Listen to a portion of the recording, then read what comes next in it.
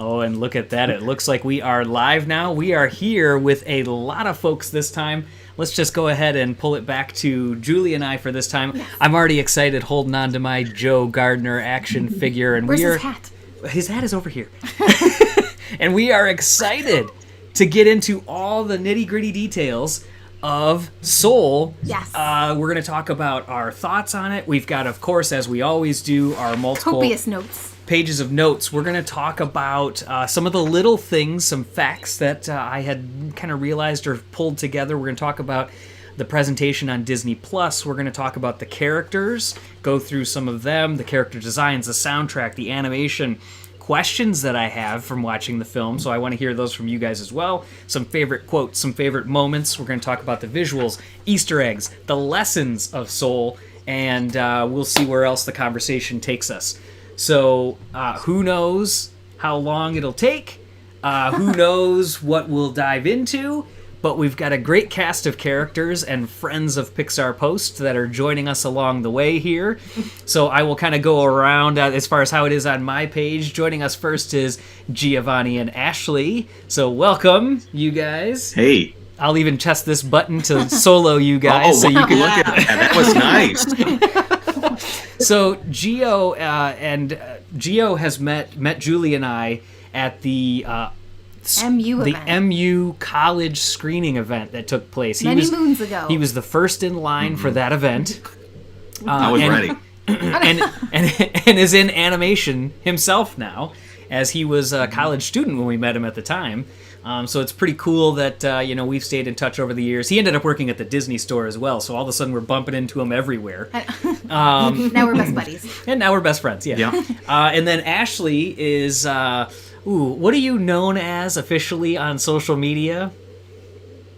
Isn't it like girl with the Pixar tattoo? Yeah. Is that it? Yeah. So that's how we kind of first came across you. I think it might have been like some of the pictures that Pixar was posting, because you've been on Pixar social before for D23 when your mom made the custom Luxo Ball dress. Mm-hmm. And then you have the Luxo lamp tattoo, I believe. Yeah, do you want me? Yeah. Yeah, go for it. That's it right here, there. We'll get it nice and big. Yeah, it's so awesome. Yeah, there we go. Awesome. That was what I was known for. Yeah, so that's kind of like when we first caught wind of you, and then there's a whole nother thing that we recorded for our podcast where you guys, Gio and Ash, you guys sat in the back of our car and recorded. This was pre-COVID. This is so long ago. Clarify. Yes, and I'm giving them a hard time, like, come on, guys. Gio's like, I'm gonna get you a better picture of me. I gotta get a better picture. I'm like, give me the picture. He never got me the picture. Well, I was going to get a better picture in 2020, and that turned out so well. So, Pixar night at Disneyland. Yeah. So, so what's cool about it, though, is that in some small way, they met up at D23 through the connection of our site. Super cool. Mm-hmm. Love it. That's right. Yeah. Yeah. So then circling around, again, I'll go kind of down from there. Where I see is Sydney. Hello, Sydney. Hey, guys. Sydney is cool because she's another Michigander. We're in Michigan. We met Sydney through our site and just started talking, I believe, and then we ran into you at the Monsters University event. Didn't we? Monsters University Onward event Onward is where we officially event. met in person. But you're off in school. And what is your degree that you're going for again? So it's technically called media arts, but it's a focus in film and animation. Yes, and so we're friends on social now as well, and you do amazing videos for all your friends and bring everybody together. Awesome editing. Yeah. So we hope to see you as a Pixar editor one day. Fingers crossed. Let's go. Next in line is Mr. Marco, and Marco has, oh, come on, I'm hitting the solo, but there it is. I was like, don't tell me it's not going to work for Marco. That's right. As Marco vogues onto screen with his yellow shirt underneath, indicating his past and his history, he is the owner of the Dole shirt. He is the owner of the original Pizza Planet truck. And he has given us a ride in the Pizza Planet truck when we've met up with him. So it's always great to have Marco's opinion. He's also somewhat of a fact checker on Yes. these events as well. Very fast with the facts. Yeah, he tends to as soon as somebody says something, you'll see him going and getting down to business. So, now it's stuck on Marco. That's okay. Aren't you guys lucky? I hope everybody. We love it. I hope everybody likes Marco. Let's see if. Oh no! Okay, come on. All right. So It's like a rule. Who is it going to land on? Taking it back to chat roulette right here. Yeah, I know. So- Who knows what's gonna happen now? so Marco, thank you for joining us. I didn't really give you a chance to say too much there. I just talked over you the whole time, but you'll have plenty of time to talk about insights from the film. I know you're ready for this as well. So thank you. And last but not least is Miss Paulina, one of Pixar Post's earliest fans. Let's see if the solo button works for her. Yeah. There you go. There we go. Yes, one of Pixar Post's earliest fans. You reached out to us in 2012, I think it was, when there was this John Lasseter figure that was being sold, and he was going to be autographing it with Chip Foose and this whole thing, and it was this resin car, and her and I are out to dinner, and all of a sudden you chime in with like, hey, like if you want it, I'm going there. I'll pick it up for you, and we're like, oh, you trust us? Okay. So we're like, we'll send you some money to this random person. Yeah. So, but it really worked out, and we have stayed in touch. We talk on and offline all the time now, and Paulina and I have a lot in common. Yeah. So, yeah. So, anyways, It's been wonderful. this is quite the long intro here, and I appreciate everybody in the chat. These are our besties. Yes, I appreciate Thank you. everybody in the chat hanging on with us as we get going here. I'm going to take a look and see who I see. We've got Pixar Superfan 8695, who is Lara. So welcome to the chat, Lara. Oh, and I had mentioned to you guys that are on the broadcast with us, can you guys see the chat at all? Did it work? Yes. Yeah, it's pulled up right here. Fantastic. So you guys can comment on what other people are saying as well. As we go through, if you want to bring those things up here. But we've got Josiah is on here. Poji Joe, welcome, Joe. Joe's another guy we got to have on here one time. Josh, Pixar Freak, welcome. Elsa and Pixar Fanboy. Let's see who else we got here. Map Zero, Toy Imagineering. I know you. This is like Aiden. Aiden, nice to see you. Aiden Duncan has been one of those guys that's been here since the very beginning as well, hanging out with us. Flickbug, Scott Sullivan. You've always got a ton of great comments as well. Julie's giving me the hurry it up. But I love making sure that we can get everybody in here. So anyways, hello everybody. Welcome. We're glad you can join us. We're going to be having the conversation for the folks on the screen, but for you guys in the chat. Oh, hey. My nephew, Caden, is on. Oh, so yes. welcome as well. Hey, Caden. QB6TD, he's got a workout channel. But we're going to be chatting a lot about Soul and going into all the details as well. But for anybody in the chat, feel free to chime in. We'll pull some of them in and be able to and comment on them as well. So, let me pull this in real quick. We'll put the comments. We'll put them underneath Giovanni. No, we'll put them right on Marco's head. Brilliant. Brilliant. Let's see how another one goes. Oh, yes. And then if you can swipe it away. There we go. And since we're excited before we talk. Oh, man. Icing on the cake. We've given him too much power. Oh, I know. This is... Can you tell TJ took a mid-afternoon nap, so he is like amped. He is like wired to go. He woke up around 3 and he's just been like, 10 o'clock. So we're going to talk about Soul and have some fun. Okay. Whew. All right. Time to center myself again here. All right, so this came out on December 25th, of course. If you're watching this, we are not holding back from any spoilers. Talking about everything. We're talking about everything.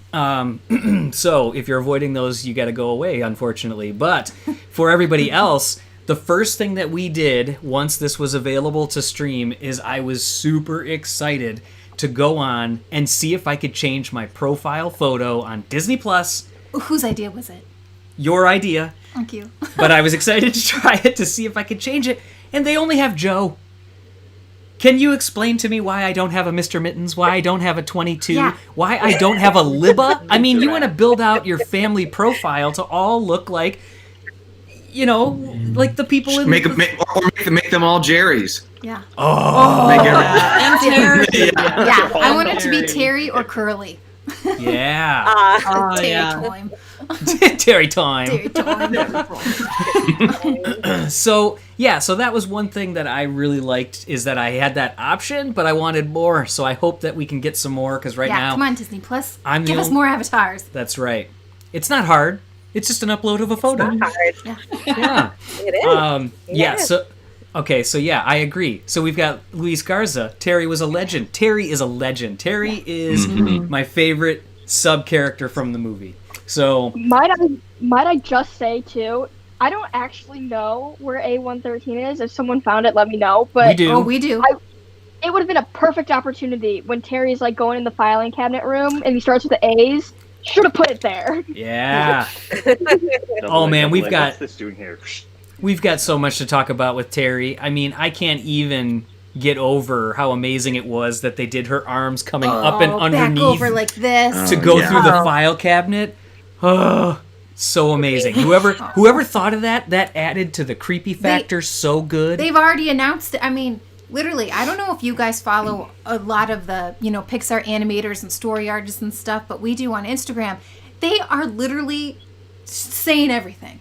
Out of any film I've ever seen, like Pixar film, they are literally spilling their guts for what? for Soul. the like artists. the artists Yeah. are saying, And "Oh, you we know, did this. artists. I did this. And Yes. this is why this." Uh-huh. And it's crazy, but yeah, I commented on it. I can't remember because I've commented on so many other things. I'm like, really? What?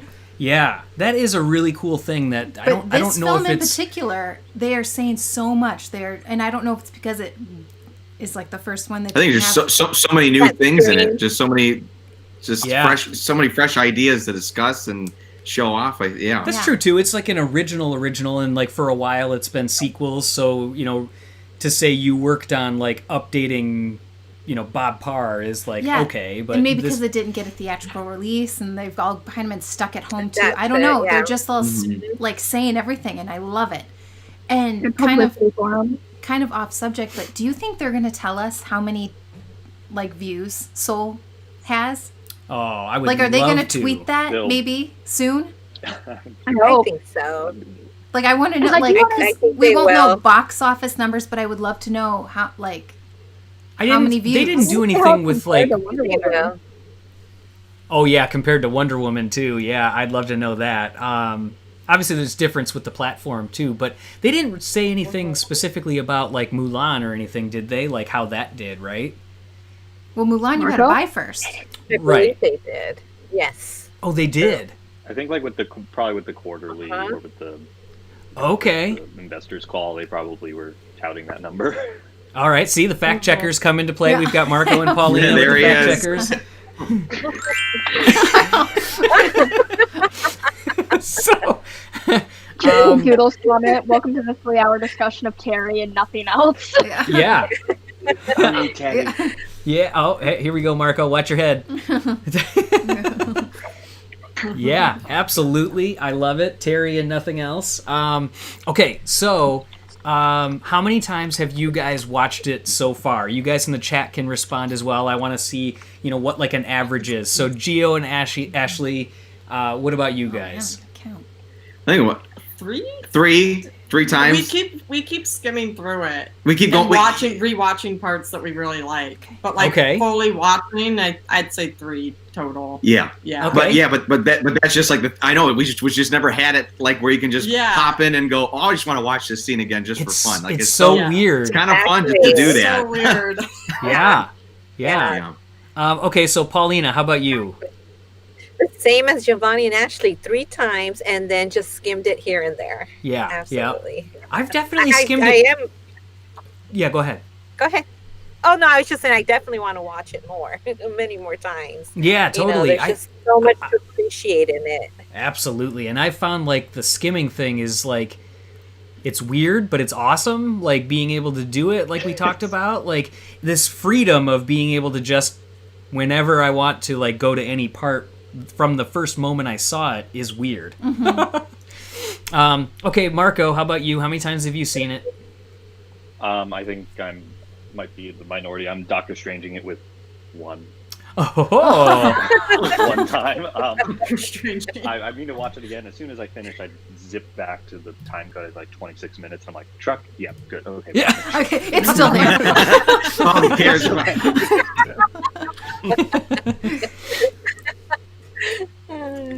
That's funny. Yeah, so we've got a lot of folks that are saying like 2, 3. 3 seems to be about what I'm seeing a lot of people saying, 2 or 3. But Sydney, how about you?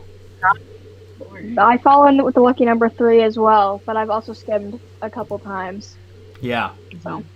Yep. I don't. I know I've personally seen it 5, but that's because we got 2 early screenings. Like We got to watch it a few times before. Yeah. So we were like really like, whew, we made it when we got to see it ahead of Christmas. Because I'm about 6. I'm saying full without interruption. Oh, well, I'm about 6. Maybe an interruption there. Because, like, playing games with Leo and having it on. Yeah. Yeah. Okay, so what do we think as far as... Well, you know what? Let's go to a fun fact. Something that I came across is, did you guys notice that all of the souls in the Great Before, or the U Seminar, have a particular color eye? Okay. Different colored eye? No, they all start out with violet-colored eyes. And the reason that we found out from the press event that we were at is essentially that they're undefined, and they didn't want to pick a color of eye that people on Earth could have. So violet eyes are what all the noobs, the new souls, have. Nice. Yeah. Interesting. Cool. I'm gonna That's smart. So go back and look at that now. yeah. So hopefully, we can learn some things and have some fun along the way. Yes. Wait. Pixar fun fact. Sunday, Tuesday. All right. So where should we go now? So how about the extras? Did you guys watch any of the extras before we dive? I don't want to get into the specifics of the extras, but did you guys watch any of those yet? We Just watched the working from home. Yeah, we that watched that one. Okay. Working from home one, yeah. Okay, so that was like the first one that everybody went for. I love it. Yeah. And so that was the one that in the session that I was in again for the press event, like they were saying like, oh, we made a documentary about working from home, and everybody's like, a special documentary coming to Disney Plus about Mickey, and I'm like, guys, I think it was just saying that it's going to be like an extra feature, like a 5-6 minute thing. So I'm pretty sure that's what it was. Unless there's something else coming, I have to assume that's what it was.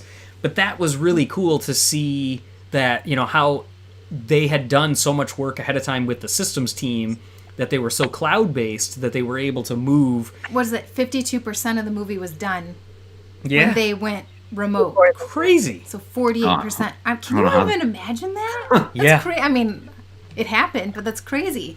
Yeah. What a crazy time we live in.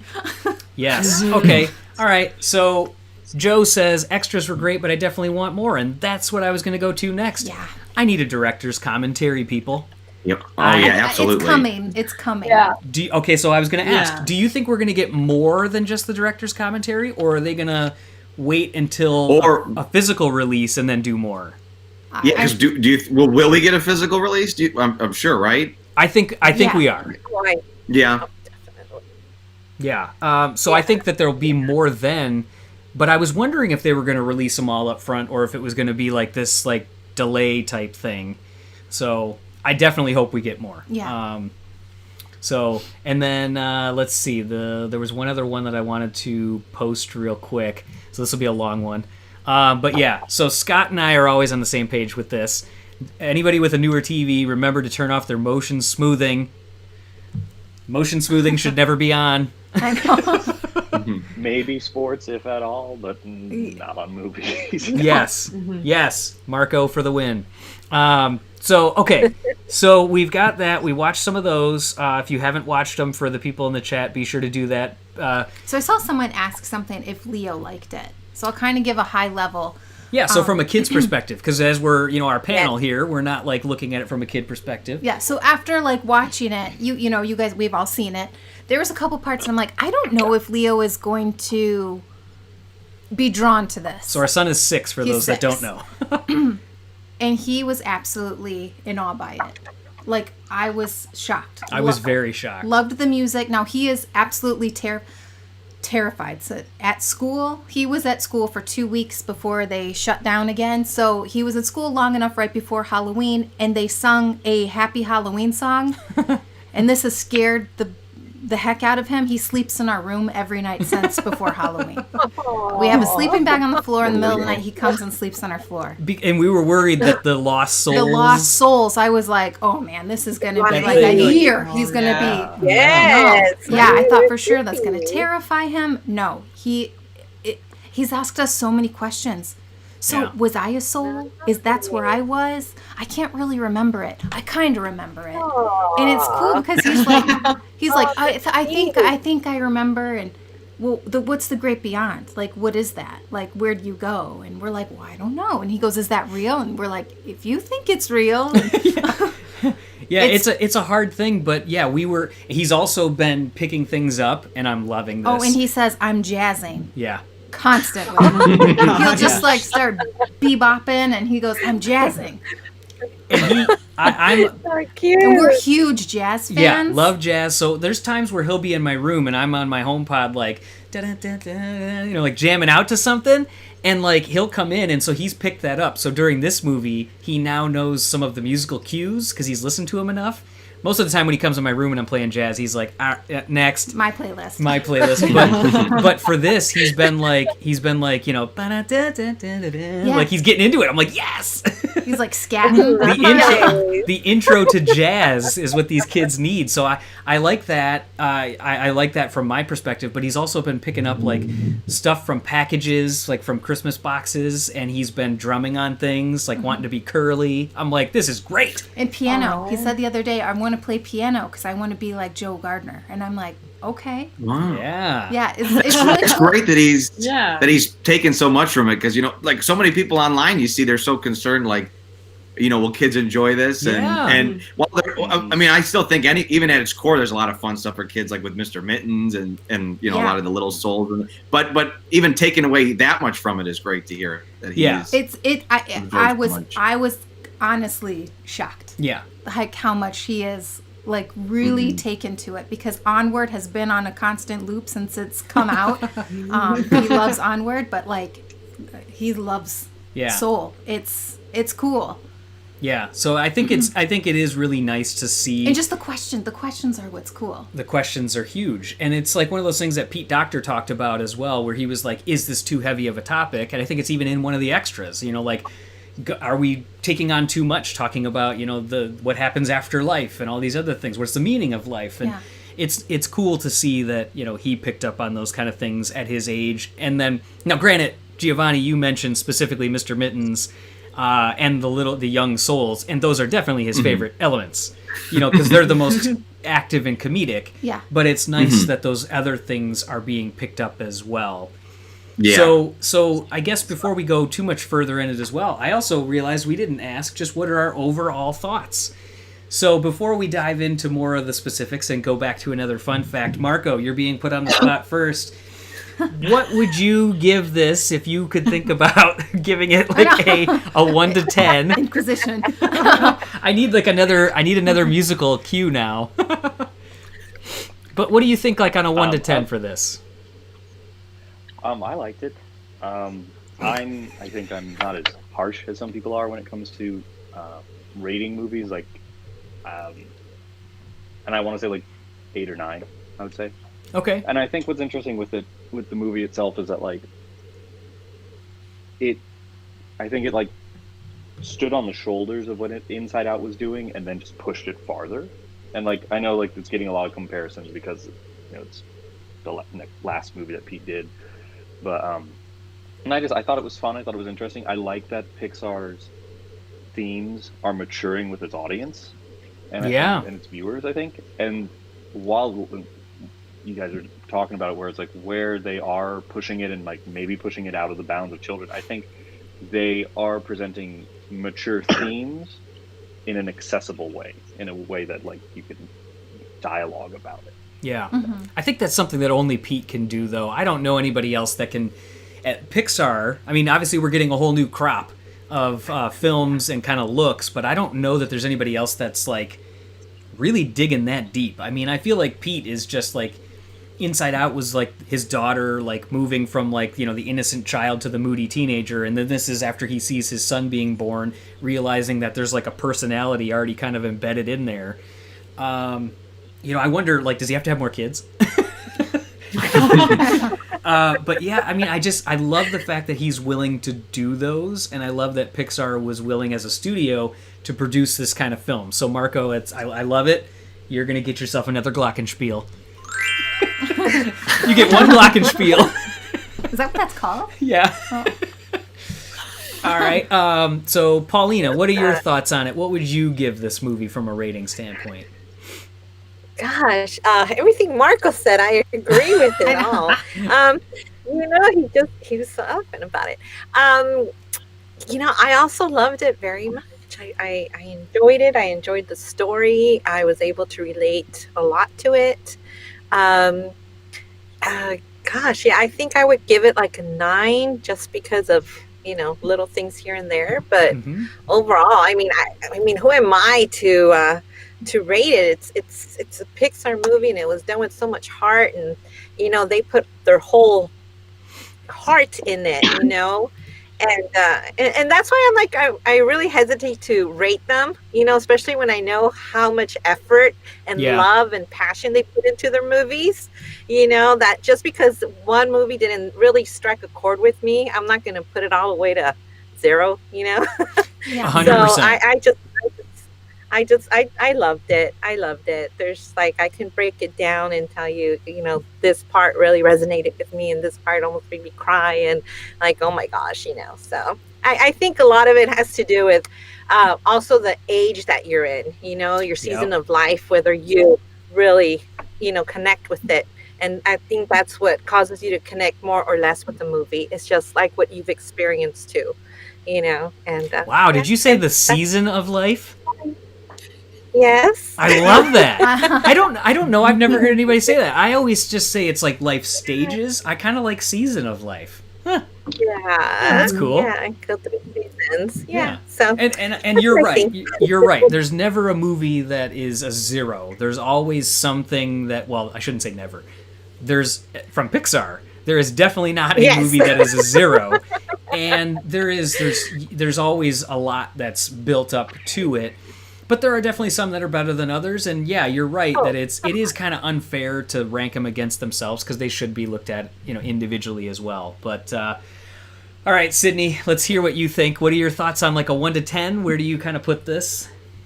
Okay, so I guess I'll just do the 1 to 10 thing. I sit it at a 9.5, and I have like 3 main like connector reasons as to why that is. This is like the first film for me since Ralph Breaks the Internet, which was directed by Phil Johnston and Rich Moore, where I was just like, oh, like, this is taking on a really big topic for everyone. Like, I remember watching Ralph Breaks the Internet and being like, oh, like, this is a really cool topic that, like, Disney is diving into in an animation movie that, like, I just wouldn't expect them to do. And that's kind of what it was with Soul, and it goes right along with what you guys were saying about maturing with the audience and stuff. I think it's really great to see animation as a medium being used for these, heftier topics that aren't necessarily hefty, but like make you think. So that was like one thing for me that was really, really cool. And then, as Paulina was saying about like stages of life, or seasons of life, rather, sorry. As a college student, this one, like, I wasn't, Joe Gardner, and I definitely wasn't 22 because I, that didn't really fall into my category, but one line at the end of the movie that like made me really connect to it was when 22 was like, you won't be able to make it as they're jumping like to Earth. And Joe goes, "But I'll go with you as far as I can." I was like, "Oh, that was my parents who sent me off to college." Like I was like, "Oh, like you're sending me out to the real world now." Yeah, that line killed me. Because the first time I watched it with my mom, so I was like, like that's so sad. Yeah. But I remember I just like looked at my mom and we were like, yeah. He's saying that about. And then also what? Oh yeah. Sorry. You're good. And then also with it being a 9.5 for me, it also is because of the art. I think the 2D animation that they threw in, it was just like the most visually pleasing for my eyes that a Pixar film has produced. Because my favorite colors are blue and purple. Yeah. So I was just like, this is amazing. Give me more. Yeah. When Joe first falls into the Great Before, I remember like watching the trailer and my jaw just like hit the floor, and it hasn't stopped hitting the floor since I've seen that. And luckily, we see that happen 3 times in the movie as he tries. Yeah. Yeah. Yes. So I love it. And Paulina, I forgot your glockenspiel, so here you go. Thank you. And Sydney, here's yours. Being goofy is fun. Okay, so I love the thoughts. It definitely is like one of those things that connects to people at different spots, and that's where Pete excels, is finding these topics that hits people depending, no matter what your age range, no matter what your group. You know, like you said, you weren't Joe, you weren't 22. You know, you're right in between, but yet it still found a way to connect. It's universal, and that's what makes a great film. So, okay, Giovanni, Ashley, whoever wants to go first on this one. You want to go first?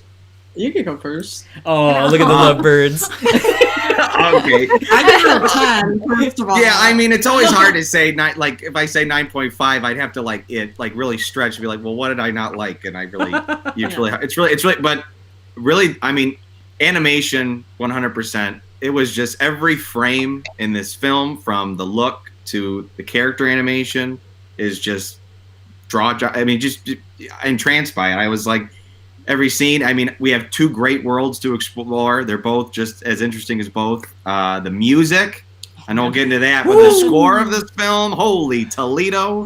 Love that. Been listening on to it. Yeah.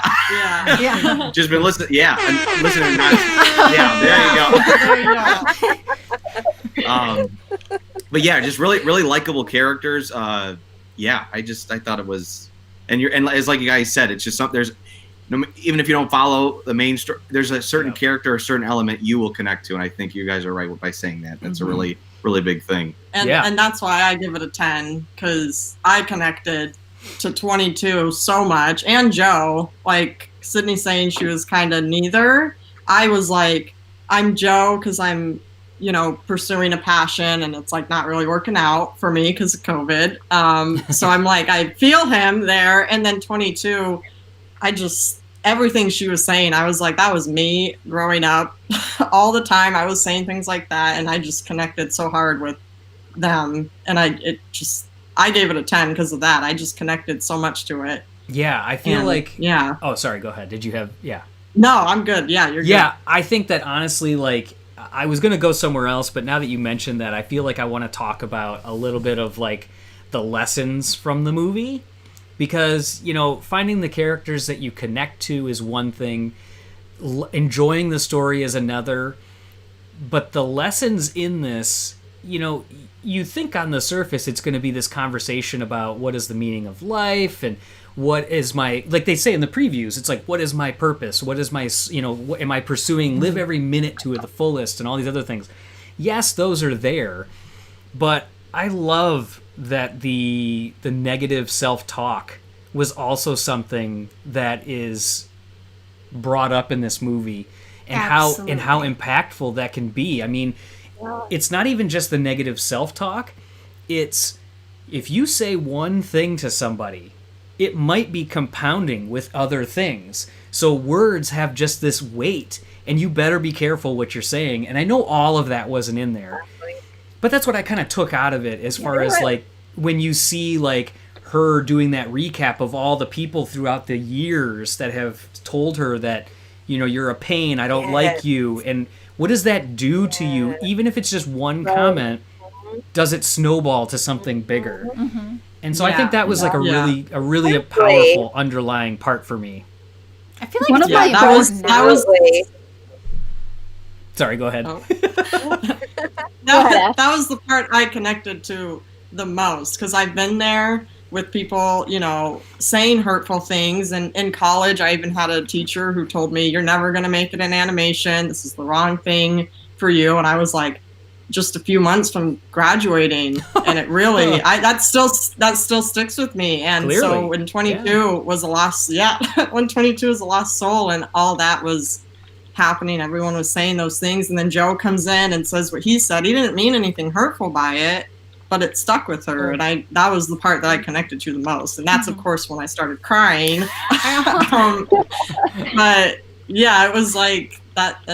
It was just so meaningful to me, because they finally put that into words, like something that I've experienced, and I'm sure other people have experienced too.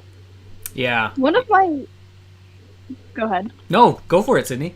Okay. One of my friends and I were talking, and she mentioned how, like, low-key, like, an underlying kind of topic is like, it's kind of a suicide prevention movie. Like, it's very much like, look at all these little reasons to live. It absolutely could be that undertone. I mean, it could speak to that for sure. I mean, again, it's all about not taking things for granted. Don't let things just pass by. It's also the undertone that ties in with Joe's life in general, which is something that I kind of took away from it, because I definitely have these tendencies where it's like you can be into something so much that it's also counterintuitive. And that's something else that's pretty amazing that I took from this too, is, you know, like if you obsess about everything, you become a lost soul kind of thing. I like that, like kind of juxtaposition. That it's not like like when you're in the zone, it can become an obsession, and then you become like you're in the zone so much that you become a lost soul. And I was like, oh, son of a nutcracker. Son of a nutcracker. We weren't watching too much Elf. But yeah, like you know, I mean, with Joe, if he let everything else go. He didn't have relationships. He didn't really have that many friends. He just said, like, you know, I don't even have time for Lisa. You know, like this love interest that Mr. Mittens or 22 found in there. But like, you know, he let all that go. And if he didn't have Jazz to cling on to, where some people don't have that, that's where it could turn into something like, you know, don't get so obsessed, or don't look away from the small things as well. There's so many layers to it. There's so many layers. And that's where these discussions, and, you know, when you watch it multiple times, is when you can really pick out those things. And that's where I think it really helps. So, yeah. Yeah, and then you got Ash over here after she watches the scene with in the barbershop, after he's like, oh, it's great to talk with you about something other than jazz. And Ash turns to me and goes, do you think people say that about me and talking about Pixar? I was like, is everyone just sitting there like, man, will she talk about anything other than Pixar? Not on this stream. No, we're all safe here. Yeah, safe space. Yeah. Yeah. That scene was amazing. The barbershop scene is one of my favorite. Yeah. And if the 73 poster. Yeah, and if they don't make a shirt that said like road lollies or something, or like if Disney doesn't make like lollipops that says like Joe's Road, I don't know. It should be inappropriate, but I just, that road lollies was hilarious. That is one of my favorite lines from the movie in my list. Is I picked up a little road lollies, and how they kind of like, you know, like how they hold them down to the side like that. Woo! So good. But that's not what made that scene awesome. No, the barbershop scene is definitely a top 3 scene in the movie. All right, my number 2. How old is 22? Any ideas? Another fun fact. Very old. Well, here's the question. So folks, when they are her mentor they died recently. So do we look back as far as like whoever the oldest one they showed off, or exactly? That's what I was kind of doing. Yes. Okay. Is it Gandhi? So when I haven't gone through all of them, but I can just say that the ones that I looked at is from a vocal scene that she talked about where she said, hey, I had got into an argument with Archimedes about this, whether it's gyro or gyro. And so I looked up Archimedes, and he died in 212 BC. So at least that long. So she's at least that. I've seen some things. 22 should be a historian. Maybe she really is soul number 22. Maybe she's like, that's what I was thinking, because they say like 1 billion or something, and then they're like 22. Well, okay, yeah. So I mean, it's like her nickname, right? So yes, her full name is 86,783,123,522. So then I was like, well, that doesn't make a whole lot of sense with her age, because she wouldn't be 86 billion years, or the 86 billionth soul. It's just one of those things that you're not supposed to question. Correct. It's a fridge one that I'm just supposed to like close up and move on. Yeah. And they don't really, to all fairness, they never went out in any marketing material and really said her full name. It was literally embedded into like the metadata that was in the photo that they sent us, like the character art of her. So it was like one of these things where they brought it up in a few spots, but it was never like highly prevalent. Official. Yeah. So they kind of make it seem like she's old by just saying 22. And so, but yeah, isn't that crazy? Thousands of years old. So we'll give a little... Okay, so how's about the characters? Who were your favorite characters in Soul? Julie. Would you like a brief list? This is not everybody. No. Okay. I just was going to refresh. She doesn't need a cheat sheet. I was going to refresh everybody's minds on the chat too. I don't need any. Okay, I'm going to, for the people in the chat, I'm going to say there's like, I'll talk main, like kind of like overarching people, certainly not everybody. You got Connie, the counselors, so there's 5 of those, and those are all the Jerrys. Then Terry, Curly, the drummer in the band. I won't even go into like Miho, who's the bass player in the band, because she doesn't even talk. Dez is the barber that cuts his hair. Dorothea Williams, sax player in the band and leader. Joe, Libba, Joe's mom. Moonwind, Mr. Mittens. Paul, who is the guy that gets his soul stolen by Terry, or 22. So I didn't know if anybody. So what you guys can think about it in the chat. Let us know as well. But Julie, go ahead and give us your thoughts. Okay, so first off, I think the entire vocal cast did a phenomenal job. I mean, Jamie Foxx killed it. He was amazing. Amazing. Yes. Amazing. But I wouldn't say he's my favorite character. I would say I would say he is, because he is soul, in a way. But I connected to a couple of the other. Dez from the Barbershop was amazing. Yeah. That scene in particular, you and I talked about it, and you were just like, "Oh man, you were right." Was so real and honest and authentic. Like the whole how he spoke. Like that conversation, literally didn't seem scripted to me. No, it felt so natural. That whole conversation, with Dez speaking in particular, felt so real. And I was like, oh man, I feel like this is really like being in a barbershop. We watched that on HBO.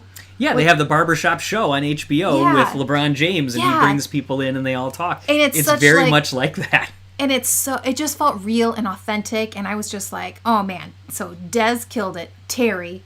And Jerry, the main Jerry, the female Jerry. The female Jerry, yeah. I loved, but I secretly want to be Moonwind. Oh yeah. I love hippie stuff and neon and tie dye. I was like, oh man, I loved Moonwind. Now, I wish there was some reggae music behind him instead of, what is it, Bob Dylan? It was Bob Dylan, yes. Considered to be the greatest song written of all time by many musician historians. It was so good. So Moonwind is my other favorite. So it'd be Dez, Terry, Jerry, Moonwind. Dez, Terry. I mean, Joe would be the first, but if you don't include Joe, that would be those. Yeah, there's lots in here. I'll throw one in here. I already threw it in before, but Curly was one because. But I like the fact that's my sister, so I'll throw her in. Okay. I didn't know she was jumping in too. So hi, Vicky.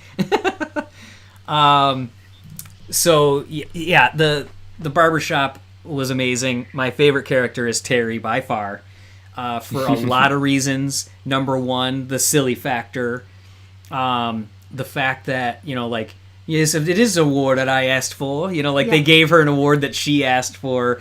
I was I was obsessed with the scene where she is all over New York City, like in the crosswalk sign, and going down the bass string and everything. Like I was like, oh my god, this scene alone is like a 10. Where she steals the soul from Paul. Is hilarious. Oh, let's just put you back in your meat suit there. Like, and that music is like unsettling. That has to be like a Trent Reznor, like the. Okay, so like, we'll save the music. Unsettling. The only thing I'll talk about with that particular, since we're talking about Terry right now, is the fact that hang on, gotta get the cat. Our cat's gonna knock down stuff. Talk amongst yourselves. Yeah. I love when she goes, avoid the processed foods. But that particular scene, with anytime Terry's on screen, the music, and again we'll get into the whole thing on music, but the Terry time was the ominous countdown clock of that boom boom boom boom. It's just stresses you out. It's so amazing. It's so amazing that she can seem funny and creepy and dark all at the same time. So I'm obsessed with Terry. Outside of that, I guess if I got to look at just vocal actors, Joe, if I got to talk about animation, I'll just go. Joe was amazingly animated. I'll get into more of those things, but holy cow! Oh, and Dorothea, the sweat in the half note club scenes. Yep. Oh my gosh! Yep. And okay, so outside of Terry, I'll say Mr. Mittens, because I was obsessed with how that cat looked, and I was obsessed with the animation of Mr. Mittens. Our cat just knocked down our trash. Mr. Mittens. Luxo. All right, so it's a good time to be a cat fan. We had Dragon last year, and now we got Mr. Mittens this year. I mean, Pixar cats are on the rise. I know, because our cats are on the rise. All right, favorite characters. Anybody want to raise a hand and go? I'll solo you. I want to go out. Just want to mention because Julie went on talked about Moonwind. No.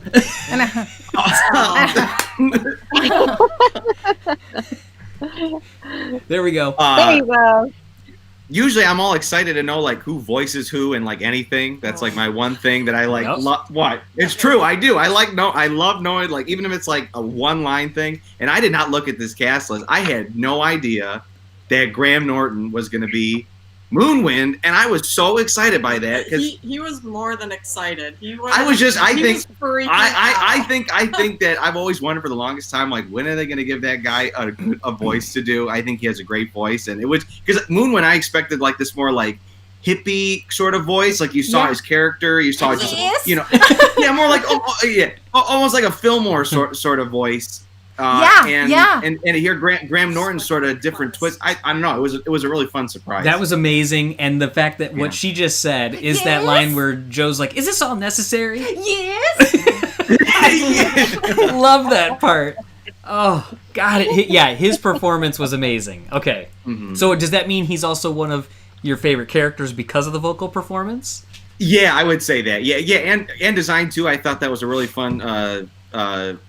Soul and Real World. I loved his design, and then and just because we like the Jerrys too are really great. I love the Jerrys. The one what is it, British? Is he British? Well, the guy, the one Jerry that's the one that's like hosting the youth seminar and like gives who like goes Terry downstairs. That guy. Yeah. Yes, him. I loved him. He was like our favorite one, but I also really loved the female Jerry. The first one that we see. So is that Alice Braga? Alice Braga should be that one. Richard Ayoade Aode, whatever it is. I think Gio, you called him out one time, didn't you? Or Marco, was that you that called him out? Somebody texted me after we saw the trailer, and they were like, "That's totally him." We saw the trailer, yes, it was, because I think, that's a great voice too. And then lastly, of course, Terry, because Terry's great. Animation on Terry was amazing. You noticed that the last time we watched it, when Terry walks up with the folder. Oh my gosh! The hand is the paperclip. Paperclip. Yeah, that was like. Did you see that? We had to rewind it, pause it, and show it. It was like, so cool. Just fun little things like that. Like you just so. But the thing about Terry, though, we've been having like a lot of debates about it. Whoa. Nobody. I thought Terry was a guy, and then he knew Terry was a girl. So we were like. But then everyone we talked to, everyone was like different answers. So it's just, we were. So, and then I see in the comments, everyone's talking about it too. Correct. They're like they should be saying like, that they should be just gender neutral, which is actually why it's one of the reasons that Pixar chose the name Jerry and Terry, because they can go either way. Yeah, that was smart. Yeah. I feel like the voice sounds either way. And the voices yeah. Right. But I think that, it might just be... The thing is they are representations of the universe, and they said that we're in this form that your feeble minds can understand. So they might be just assigning a gender to themselves, so that way we can get it. It might be that kind of thing. Yeah. They might be dumbing it down for us. But yes, I think they did a good job as far as choosing relatively general names and voices. Certainly some of them can be, sound male or female, like when they're like, let's throw it over you, Jerry, and the big building's like, okay, thanks, Jerry. But yeah, so love it. All right, we won't diverge too much more there. Ashley, have we heard yours? Yeah. I mean, mine is Jerry's, Terry, That's right. and 22, and Mr. Right. Mann's. I love cats. But 22 is probably my favorite character. All around with the connections and everything. Yes, with the connections and all the things that she talks about, like with education and all that. I'm like, hey, she's got some sense there. Yeah.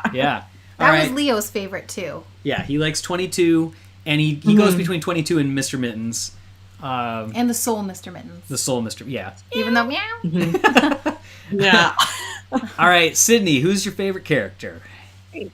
I got Mr. Mittens too. I just am obsessed with the animal creatures and all the things. BB-8 is my favorite in Star Wars, so it just falls into line like that. So definitely Mr. Mittens. And also the animation is just incredible, as TJ said. I was just like starstruck the entire time. When he tries to jump out of bed, he's like, I got this. And he like does a little wiggle and like flops. I was like, that's amazing. I don't know how they got like test footage for that, but I love it.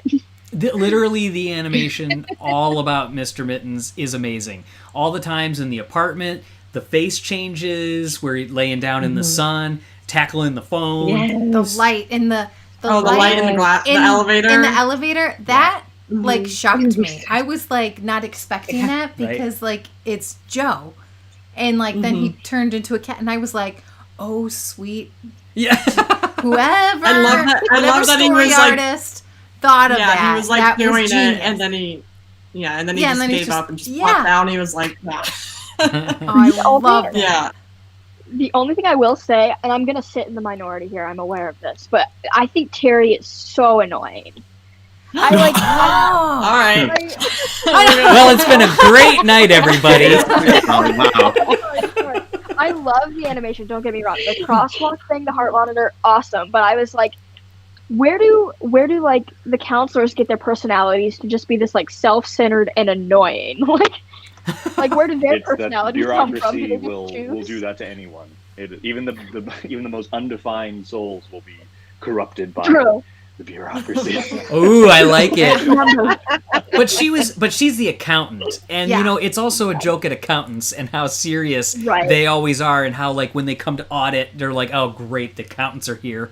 It fits the character perfectly. I just was not about it. I was like, okay, this character's here. Sure, definitely has like some deep down subconscious need to be right. I get it. Whatever. Continue. Yeah. Well, I remember I appreciate the fact that you're willing to say that, because a lot of times, you know, it is all rosy, and it is good to be able to say those things. And I remember you even said something like that with Onward, that you were like, I'm not connecting with, and I don't like Colt Bronco as much. And it's one of those things where it's like, you know, it's cool that we get these varying opinions, you know, that we get to talk about them like this. Because, yeah, not everybody's going to like every character. There's movies that I haven't liked other characters as much as others, or like the soundtrack even, or other things like that. So, yeah, I like it. I like that you said that. And Marco's getting a shout out here with Marco Facts. And Paulina, my sister's throwing in, you have the best smile. Oh, thank you. So sweet. All right, so we haven't heard from Marco yet. What do you think? What's your favorite character here? I'm going to overanalyze this, as I usually do. Not counting the main characters. Moonwind was a lot of fun, and I think he was a very good, like, sage character, where it's like, I'm just going to tell you what's going on, do with it what you may. Oh, this is an issue. All right, well, he's trying, like, he never, in other movies, he might have been the hidden bad guy, but in this, he's just, he has his purpose of helping, and I thought that was really neat.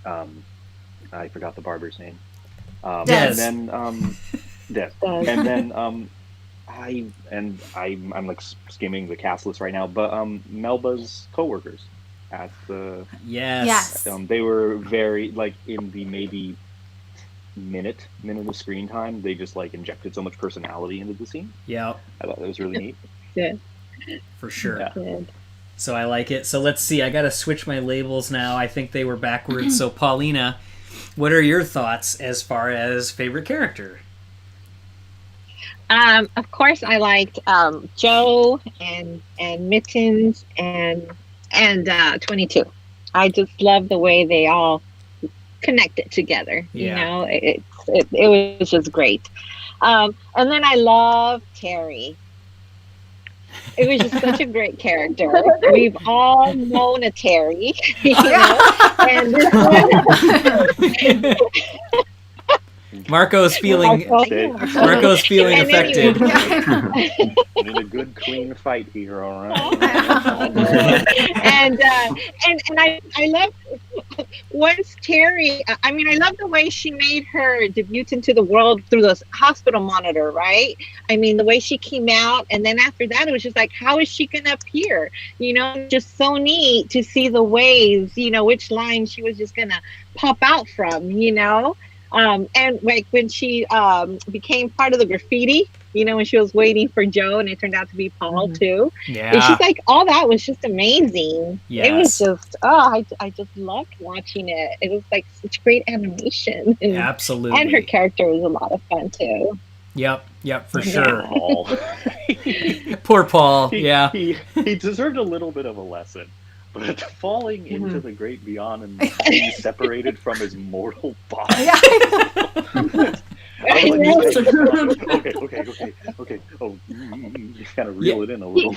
He will be employing therapists. It's okay. Yeah, there was a comment earlier that somebody was like, "We need to check in on Paul," like, because that is messed up. Not only did he just walk out of the. He walks out of the barbershop and just totally gets burned, and then he's coming out of like the convenience store, and he's like, Julia Childs didn't even get popular until she was in her 40s, and like next thing you know, then he's ripped out of his body, comes back, and Ellie in the comments asks, who did John Ratzenberger play? Do we know that answer? I don't. Okay. All right. The internet is on fire right now. The internet is on fire. And I'm going to find him tonight. Okay. All right, so here's the deal.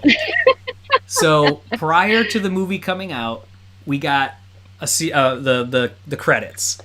And I start flipping through immediately to look for where is John Ratzenberger.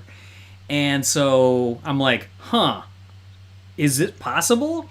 So I reach out to Pixar, and I'm like, hey guys, is it true that John Ratzenberger isn't voicing a character in this?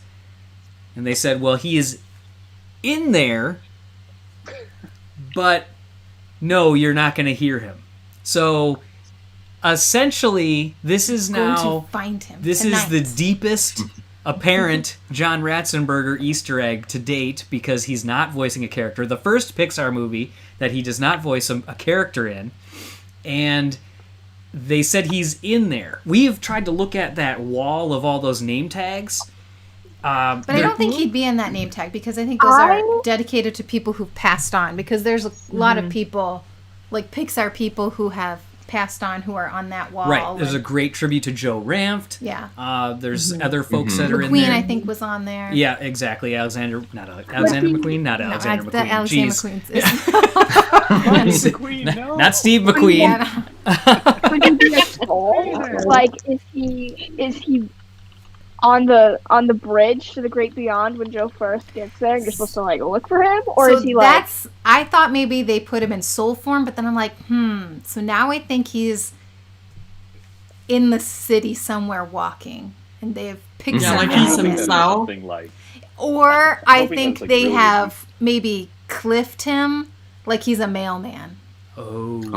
Like Cheers. Yeah. Maybe Oh, he's man. Could be. I don't know, I'm Could gonna be. find it tonight. Okay, so we Admission. I bought some snacks from the grocery store tonight. I'm going to have the iPad this close to me instead of just watching it on the TV, and I'm going to find it. So that is our mission. For those in the chat, for those on this streaming, we need to find out where it is. I've been driving myself nuts. So does anybody else have any other theories? I know one of them was that he was the person that he bumps into on the subway. That one is definitely not, because they told me he's not voicing a character, and he's not in the credits, which he would be if he was voicing a character, because they always put him in, even if he just, like in Brave, even if he's just like, oi! Like they still put him in there. They're coming! So, okay, so yes, do you guys have any other thoughts? Lawrence is interesting if there is actually a voice appearance, but they said you wouldn't hear it, so I don't know. Okay, so it caught John Ratzenberger's cameo that said he's one of the voices of Joe's memories, and the voice in his lives, we're looking for something different. Oh. Interesting. Oh. I haven't I looked want through it to the be credits, something actually. Go ahead. I just want it to be something really weird where, like, it's like New York, the model for the New York environment. If you zoom out, it's just like a portrait of John Ratzenberger. super granular and weird. Where it's like, well, yeah, if you watch the film and it's like purest form with the wireframe, there's a picture of him. If you watch it backwards, you can hear. I wish it was the guy that he laid next to in the hospital bed. Oh, that would have been the one where he cool. acts where he's like, Yeah, so oh man. so yeah, there's a lot that it could be there. We're going to continue to look at those name tags that are on the wall. We're going to continue to look at the backgrounds and see what we can come I'm up going to with. find it tonight. But this could also be the first. Yeah, she's definitely going to. But this could be the first movie that puts that change into effect. Like Pixar's changing. They're getting different directors. They're getting different writers. This is the first time that they now have like an on-staff script person that helps people. They used to bring individuals in per project once they needed help, but they now have an in-house script person. So, I mean, they're doing definitely things different. Is this moving away from that other Pixar era, too? And there will not be a John Ratzenberger reference after this film. So, it's interesting. Would you guys want that? Would you want that change to happen? Or do you want him still there? Those in the chat can chime in, too. I would still want him there. I mean, because I like that. Why not? It's the same as having the ball and the Pizza Planet truck and, all the other cool little things. It's something fun and it's something Pixar. I don't know. I like that. We love it and hope it stays. I hope this is just one of those super deep cuts. It could just be another Incredibles Pizza Planet truck footnote. What you gotta say? Every single one except this one. Yeah. Yeah, and that's what it's gonna be. Yeah, everything. I think what's neat is with the Easter eggs, I feel like I want to say Pete's films have had them pretty hidden sometimes. With the truck in Inside Out is in there 2 or 3 times, but they're all in the memories. Right. memories, and it's Yeah. like, oh, you could see that, or Yeah. although I still think that the truck as a comet in, or as a meteor in Good Dinosaur is tough to beat. That yeah. Or even the tattoo. 'Cause I was thinking like, so it could be the right. that was like thinking differently. Like we got to change it up. So maybe instead of It's doing just a like voice, I don't know. Did we check like in the scene? Yeah. Did we see in the where everyone's in the zone? Maybe he's a soul, just like at like a microphone, maybe, and it's somebody in the background doing dialogue, and I don't know. You're right. Could be anywhere. In that I know. film. So we need to find him. Yeah. We know now that we won't be listening for him, but we will be trying to find him. So yeah. So it seems like that it seems like a lot of people are saying that they want him around. So a picture frame of Ratzenberger is somewhere in the Hall of Everything. Ian, how do you know this? Who did you contact? I'll pull it up. Ooh. Maybe that's when it was. But Boris. You're not Boris something or other. Oh yeah, his you. Yeah. Oh my gosh, what is his gallery? name? Bjorn Borgenstein. Borgenstein. Yeah. Oh, yeah. And so Kelly is asking, who is Pixar's in-house script person?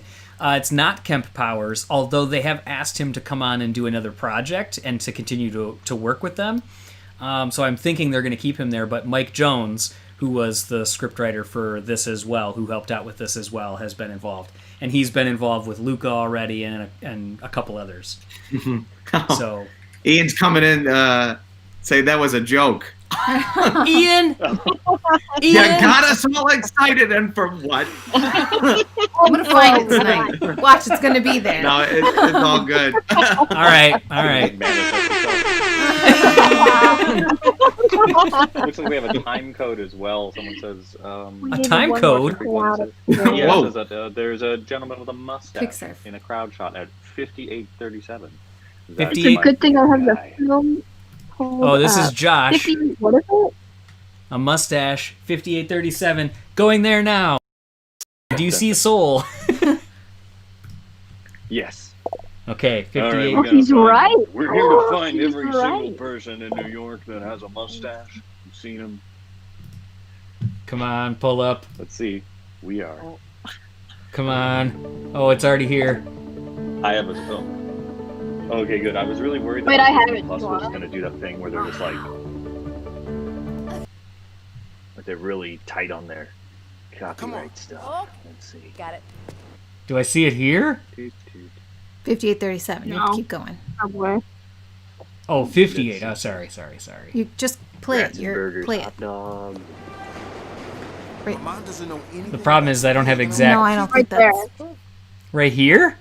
I can see. Oh, farther back. It was. The Yeah, first it was guy like When the they- first guy was. Is it when coming they back. first walk down the He's a- stairs? Yeah, I don't think that's him. But we'll add it to the plausible. Let's do a MythBuster style. It's likely. You never know. Choice. Okay. She's the unconfirmed. Only one that can fix this. Oh, I can see Okay. it. Stop saying okay. We gotta catch the subway across town. Come on. Who even knows all these names on all these businesses in the background? They could just have his name on one of those. Right there. This I guy? mean, that was, Oh, man. I'll say plausible. I'll say Yeah. plausible. Plausible until proven false. If anyone Yeah. from Pixar is watching this, they're having a field day with this right now. Well, I just feel like a lot of the reporting from non-Pixar fan sites have been very like, there's a shadow on the wall that could be John Ratzenberger. What? Scary. Oh, let's get back now. I don't want to share my screen anymore. Come on, don't let me down.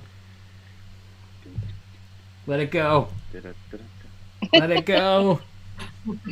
All right, we'll go back here in a second. Okay, so while I'm figuring that out for a second here, what was the other thing? So we kind of talked about the characters, the character designs. I said that they were in my written review. I was like, oh my gosh, they are the best since since Ratatouille, in my opinion. I thought they were extremely unique, extremely detailed. Was there anything that, like, and I loved, like, the variants. The Barbershop was the ultimate culmination of the variants of these, of the different designs that they have, and I loved it. Did you guys have any feeling on the character designs? Incredible. Okay. Was there something about them that stood out?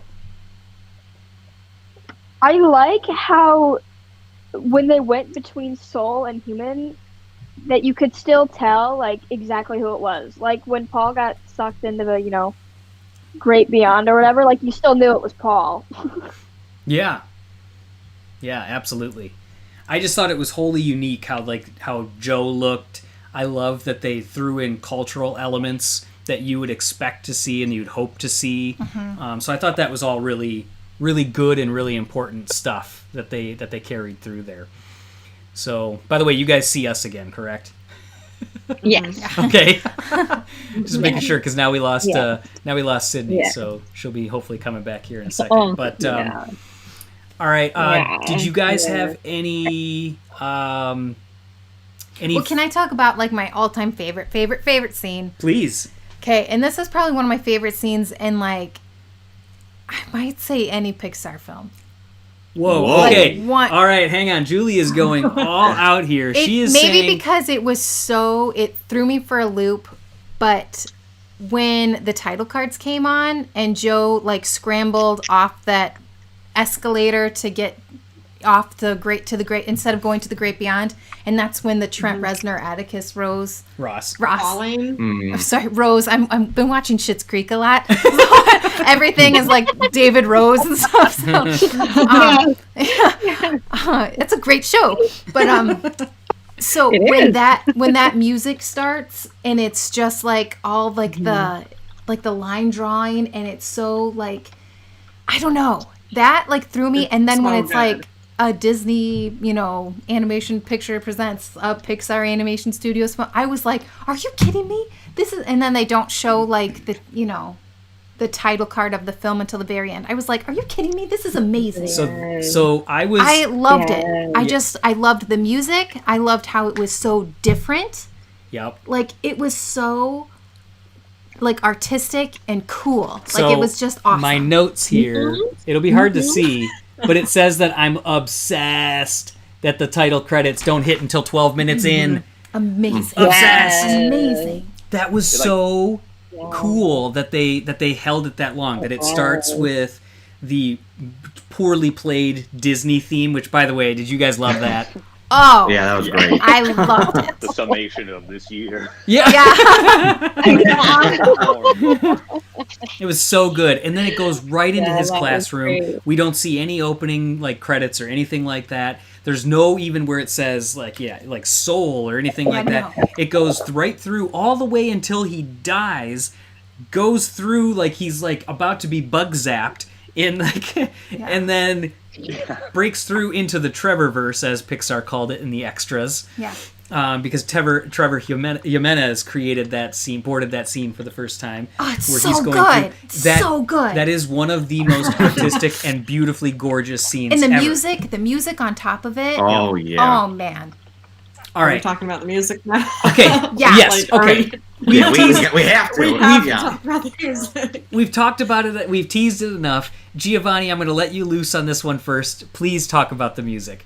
Oh, no, I mean, I loved it. I mean, we get almost like two scores, two soundtracks with the jazz and, of course, the soul. I mean, amazing. I really liked the Soul World music a lot. I thought that the Great Before and the You Seminar track, that's my favorite track in the movie. Yeah. I know it's a really just kind of a random one, but it gave me like Future World Epcot vibes with like pavilions. Yeah. Really, really loved that. I thought it was just a great, really unique sound that just in a film we haven't heard anything sort of like that in a while.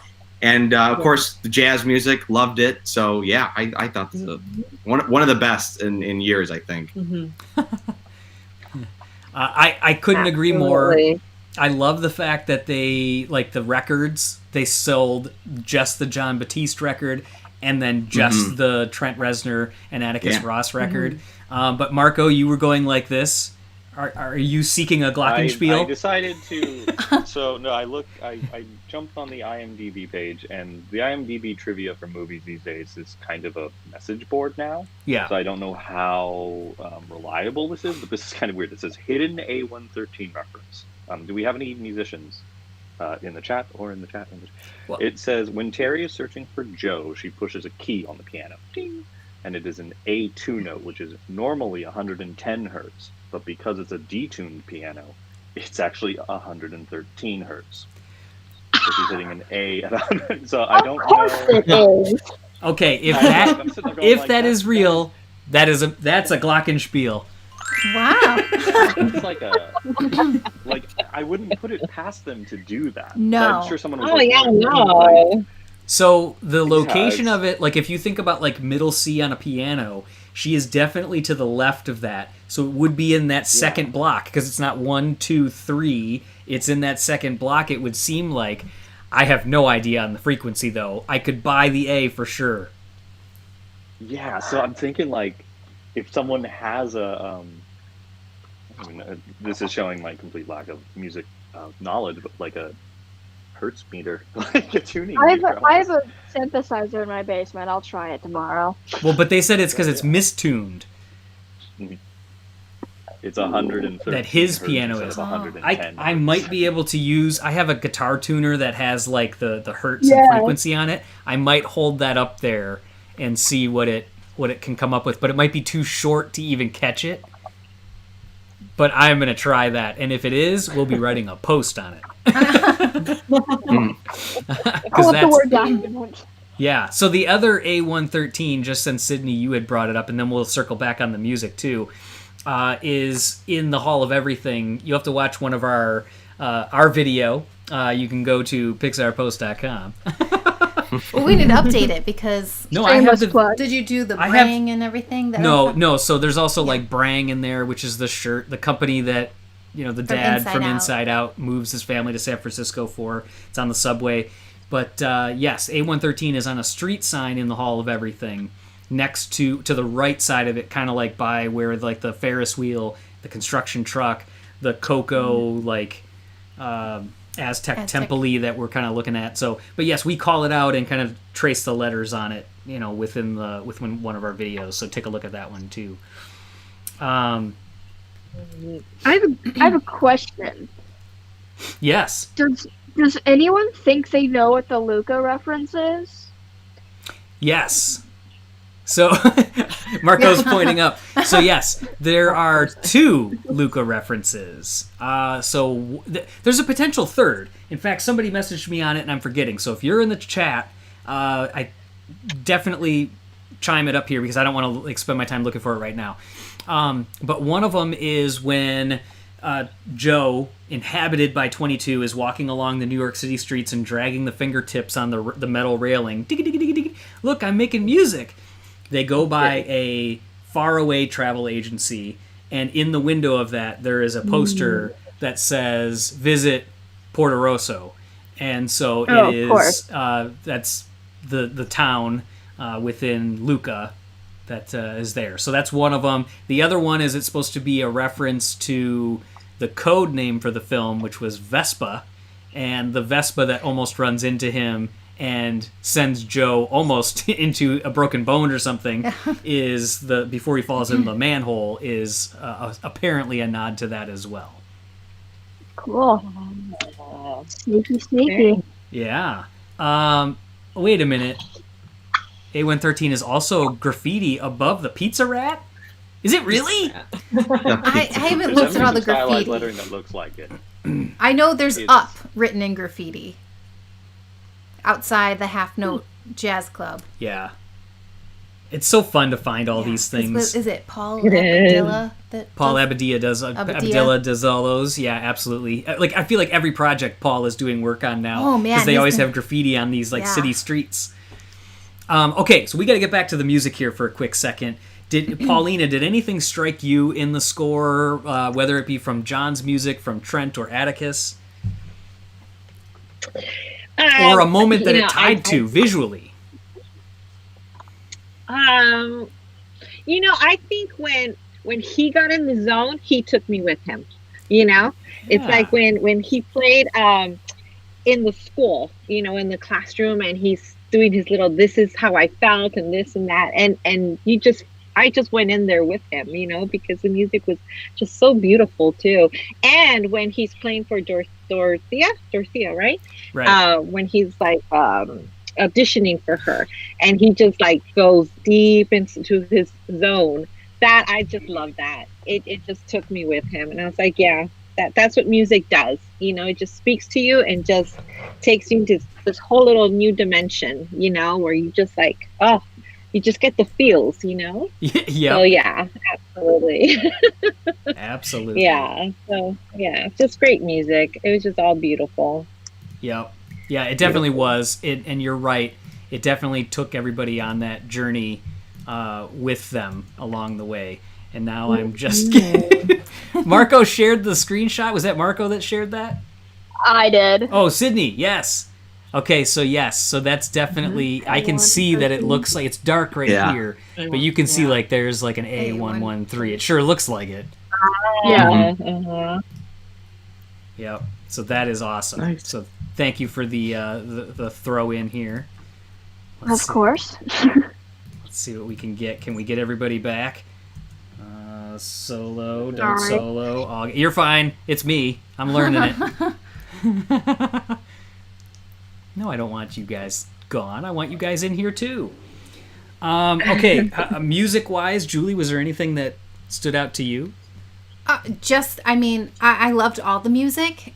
In particular.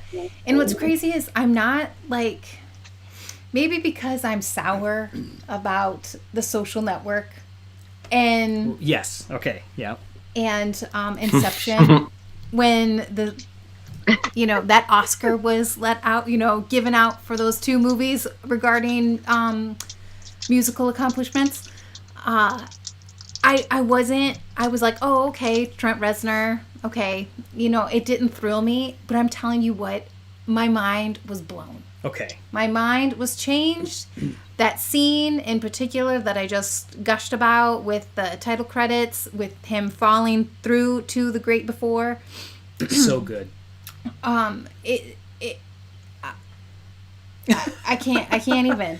I know. It was amazing. And then John Batiste, we are already fans of him to begin with, right. So that was like incredible. And I do like that it was jazz. We're big jazz nerds to begin with, but I did like that it was jazz, but it was like friendly jazz. Like I felt like it was jazz to.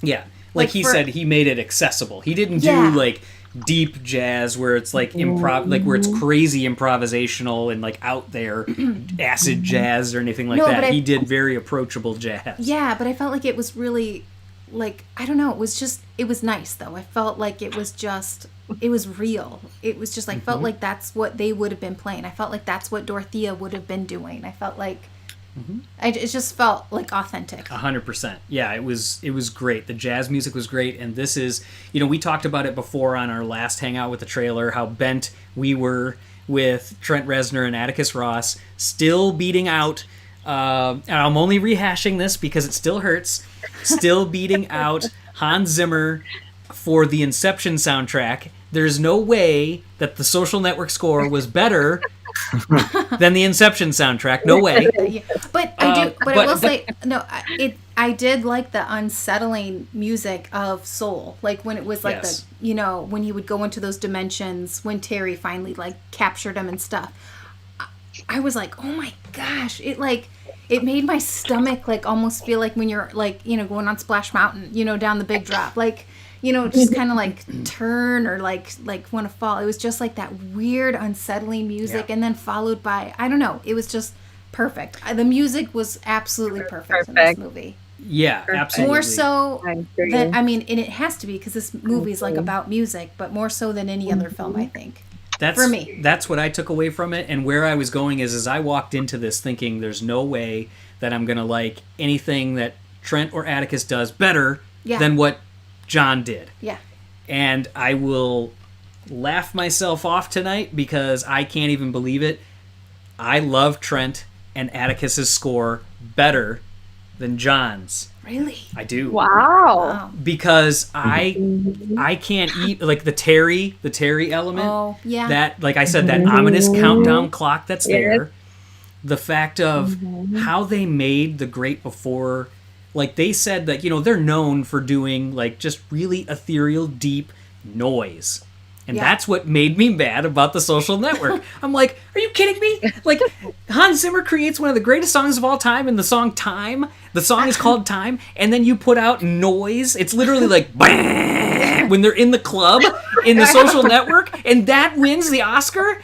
Like, so I'm like, there's no way that they're going to do this and make it better. But I love watching the behind the scenes stuff and reading all the stuff that Pixar had sent over, and how they were like, well, we wanted to create our normal we make noise, and Trent Reznor laughs at it even in the extras on Disney Plus. I was going to say on the Blu-ray, but and he's like, yeah, we're known for making noise, but this one they approached it, they really stepped in and they looked at it and they said, how do we create this uplifting yet dark yet unknown world?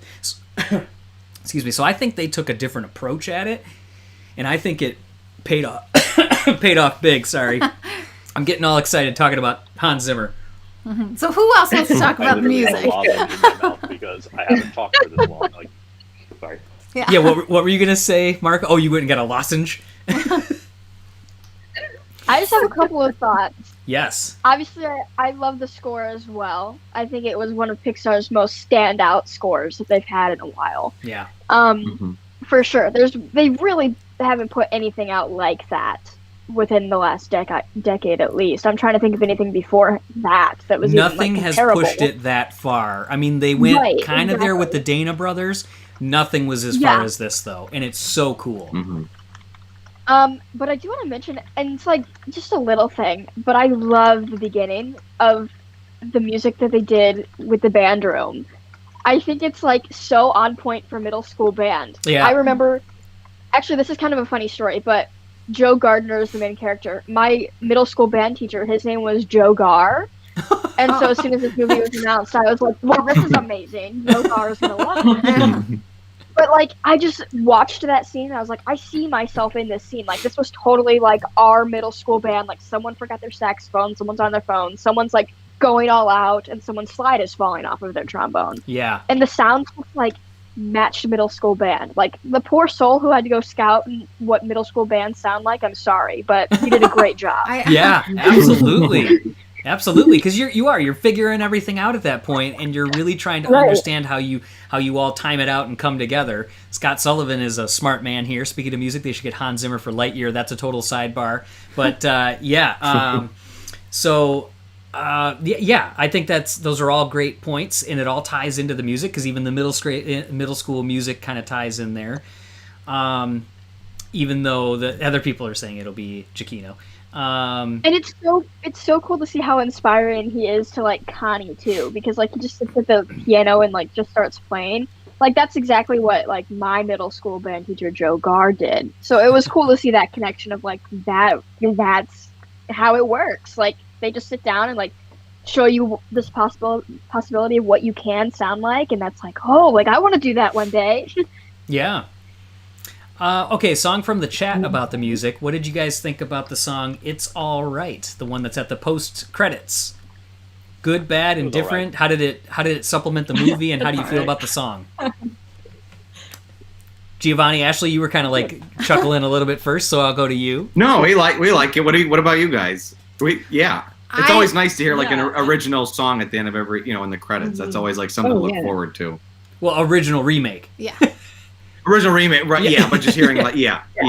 Yeah, I liked it because it reminded me of when I was a kid, and my parents used to sit in like the living room, and they would like drink a glass of wine, and my brother and they would put on records, and my brother and I would dance, and that was one of the songs, along with like Stand By Me and stuff, right, by Benny King. But it was like that was just one of the songs, and like I would like sing it and I just vividly remember. Yeah.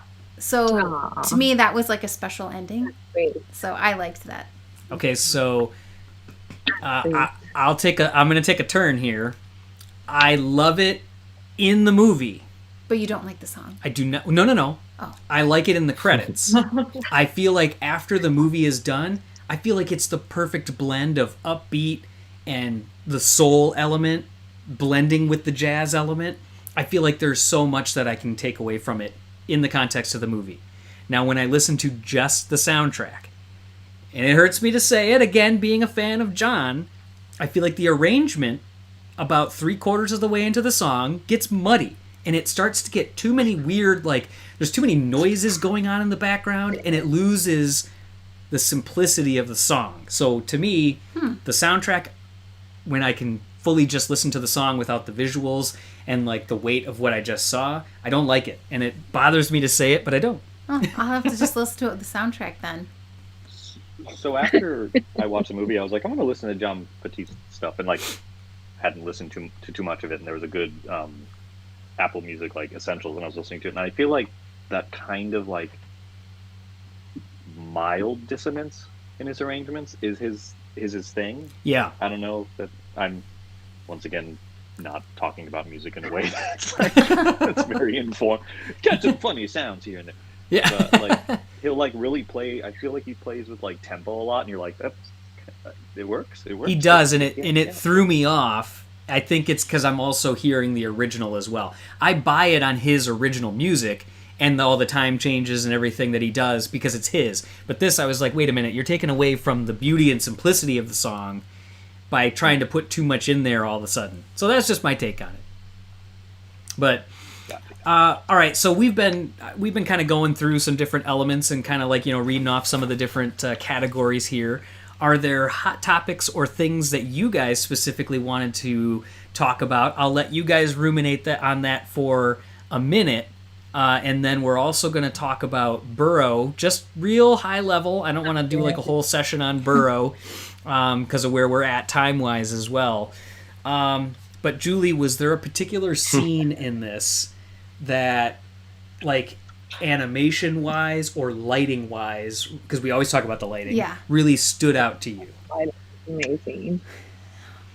I think there's probably two. Okay. And that I can think of out the top of my head. The first one being the barbershop scene. I loved it from beginning to end. Yep. Like I said, I felt like that was the most realistic scene. I think that was the most realistic dialogue back and forth, especially the way Des talks, like how he just talks. Just everything. I just felt like that was so natural. Well, slow your roll, Joe. Yeah. Yeah, just everything. Yeah. Like who he was, I bought it. It was so real. But I just love the lighting coming in the glass and everything like that.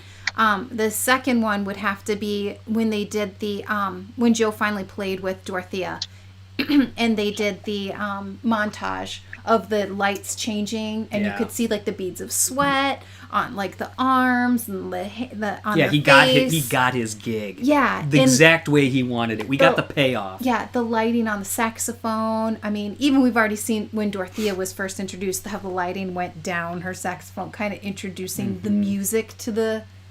I kind of felt it, but so those would be my two. And that it's kind of funny. It reminds me of something Giovanni and I have talked about before, where we talk about you want the payoff. Like, we wanted to see Lightning McQueen win the dang last race. Send him off in style. Like, so that's where, like, this, I was, like, happy to see that even though he's having all these things, we still got to see him have his gig. So that was a big deal. Okay, so feel free, anybody, if you had something that you were thinking about that you wanted to chat about. If not, I can go to some questions I had, but I figured I'd leave it over to you guys. Ashley, you've got one. I love it. I've been waiting to ask people this. So I grew up in Utah, right? And that's where I went to elementary school. Quiet Coyote was what I had to do in elementary school. That was the thing teachers did to get everyone, to stop talking. So when I saw that in the trailer, I asked him, I was like, oh my gosh, Quiet Coyote. And he had no clue what I was talking about. I've been waiting to ask, did anybody else grow up with Quiet Coyote? Nope. So I worked at a summer camp. Oh, God. I didn't, but I go to school I go to school in Utah now, and I've seen it. Like I've seen parents do it in the stores to their kids. It's like a common thing. It's like the thing that kids know. You need to stop talking is the quiet coyote. So I thought it was crazy that they put it in the movie. All right, Marco, you were saying a summer camp? I worked at a summer camp, and one of our counselors did that. I don't know where they were from, but we usually did we clapped a cadence, and then everyone else would have to clap that back. Yeah, that's how we would get. That was. I think that's the West Coast way that we teach. I don't know about you guys in Utah. We'll have, you know. Okay, now Joe's from Ohio, and he says he remembers it. Michigan here never saw it. Remember, I told you I did it. I did it at school, at Leo's school, because I started working at Leo's elementary school. And I was working with the kids during lunch, and it was one group of kids, and it was a younger group. It was second graders. And I said, Quiet Coyote, and everyone did it. Yeah, because they were like, they did it? Everyone did it. Wow. I mean, not I can't say all 25. I can't say all 25 kids would, but I would say a good 80% of them did it. Really? Yeah. Wow. Because Paulina, I think after the trailer last time, you said you had to look it up or something because you hadn't known about it. I never heard of Quiet Coyote. No, so that was very interesting. Yeah, and I remember when we go back to school, I'll try. Yeah, I remember Scott saying this last time too when we were talking about it in the trailer that it was just such a wild thing. Yeah, it's definitely pretty split. But I also grew up on the East Coast, so I grew up in Virginia Beach. That's where I went to elementary and middle school, and we did Quiet Coyote in elementary school, especially kindergarten. I wonder how it became so separated. That's interesting. I like it. All right, good question, Ashley. Enjoy your glockenspiel. I was to ask that. I have a thought. Yes, Sydney. What did we think of the ending? Because we learned recently that there was an alternate ending where he died, and honestly, I thought that's what the route that they were going to take was, because normally Pixar's kind of known for get what you need, not what you want, and but also at the same time it's he did get what he needed because he needed to go back and learn to live his life. So thoughts, comments on the ending? Marco, go for it. When watching it, for some reason I thought that what was going to happen during his gig, because they kept intercutting with 22's spiral and him getting the gig, I thought while he was in the zone in the gig, he was going to be pulled out of it and drop dead on the stage or something weird like that. Oh man! Not drop dead, but I thought he would go to trauma. I thought it was something like that, where it was going to be you might need to unpack that one in a therapy. Yeah, no, for some reason I just thought it was going to go that way, where it was he had to make the choice between helping his friend or getting the gig, and that's how he was going to get back into the Great Beyond area. Wow. Yeah, that would have been interesting if he had turned into a lost soul during the gig. If he was playing and then you see him become a lost soul and maybe Moonwind finds him or something. Yeah. Well, he did use that trick a little bit to get to Moonwind. Yeah. But it would have been cool during the gig. Yeah. Yeah, it would have been cool during the and boy oh boy how do you explain that? You want to talk about turning kids off from being musicians? You're gonna die on stage. I thought he was gonna stay just as a mentor, just kind of become a counselor. That's kind of how I thought the film was gonna go. But no people are. They're just I just thought maybe the universe. I thought he was going to be an exception because he helped 22. So I'm they're going to keep him. Mm-hmm. Yeah. As a mentor forever. Yeah, because he was able to speak to her. Mm-hmm. Yeah. That's interesting. I see a lot of people on the chat talking about HE double hockey sticks. That shocked me. Not gonna lie, I was surprised. Yeah. It shocked me. Yeah. But I laughed. I thought it was funny. Me too. Yeah. We were talking about it though, and I was is that allowed? Because not only does he say HE double hockey sticks, but all the little souls are hell. They just start. And then I was is this okay? And then he brought up that it's in. Well, they say they say in Cars and Ratatouille, so this was the first time. That I didn't even realize. I totally forgot. But it's the first time that it's brought so much attention to it. Yeah, those are such quick lines. Yeah. Right. Incredibles And 2, when- we saw like. Sorry, go ahead. Oh, Incredibles no, 2. you're good. Go ahead. Yeah, in Incredibles 2, when we get a good amount of, not a good amount, but like a significant, like noticeable, like adult language being brought into Yeah. their Yeah. films. Yeah. So they've been Yeah. easing into it, I think. Yep.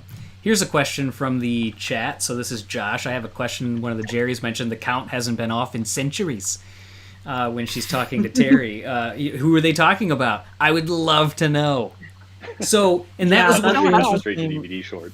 that was one of the questions that was in the chat like earlier today. Is like, I have a problem with this movie because how is Joe the only one that got through that like layer to fall through the different Or they thought planes? like centuries. So they're talking about Jesus because he died and then came back, Oh, that's interesting. right?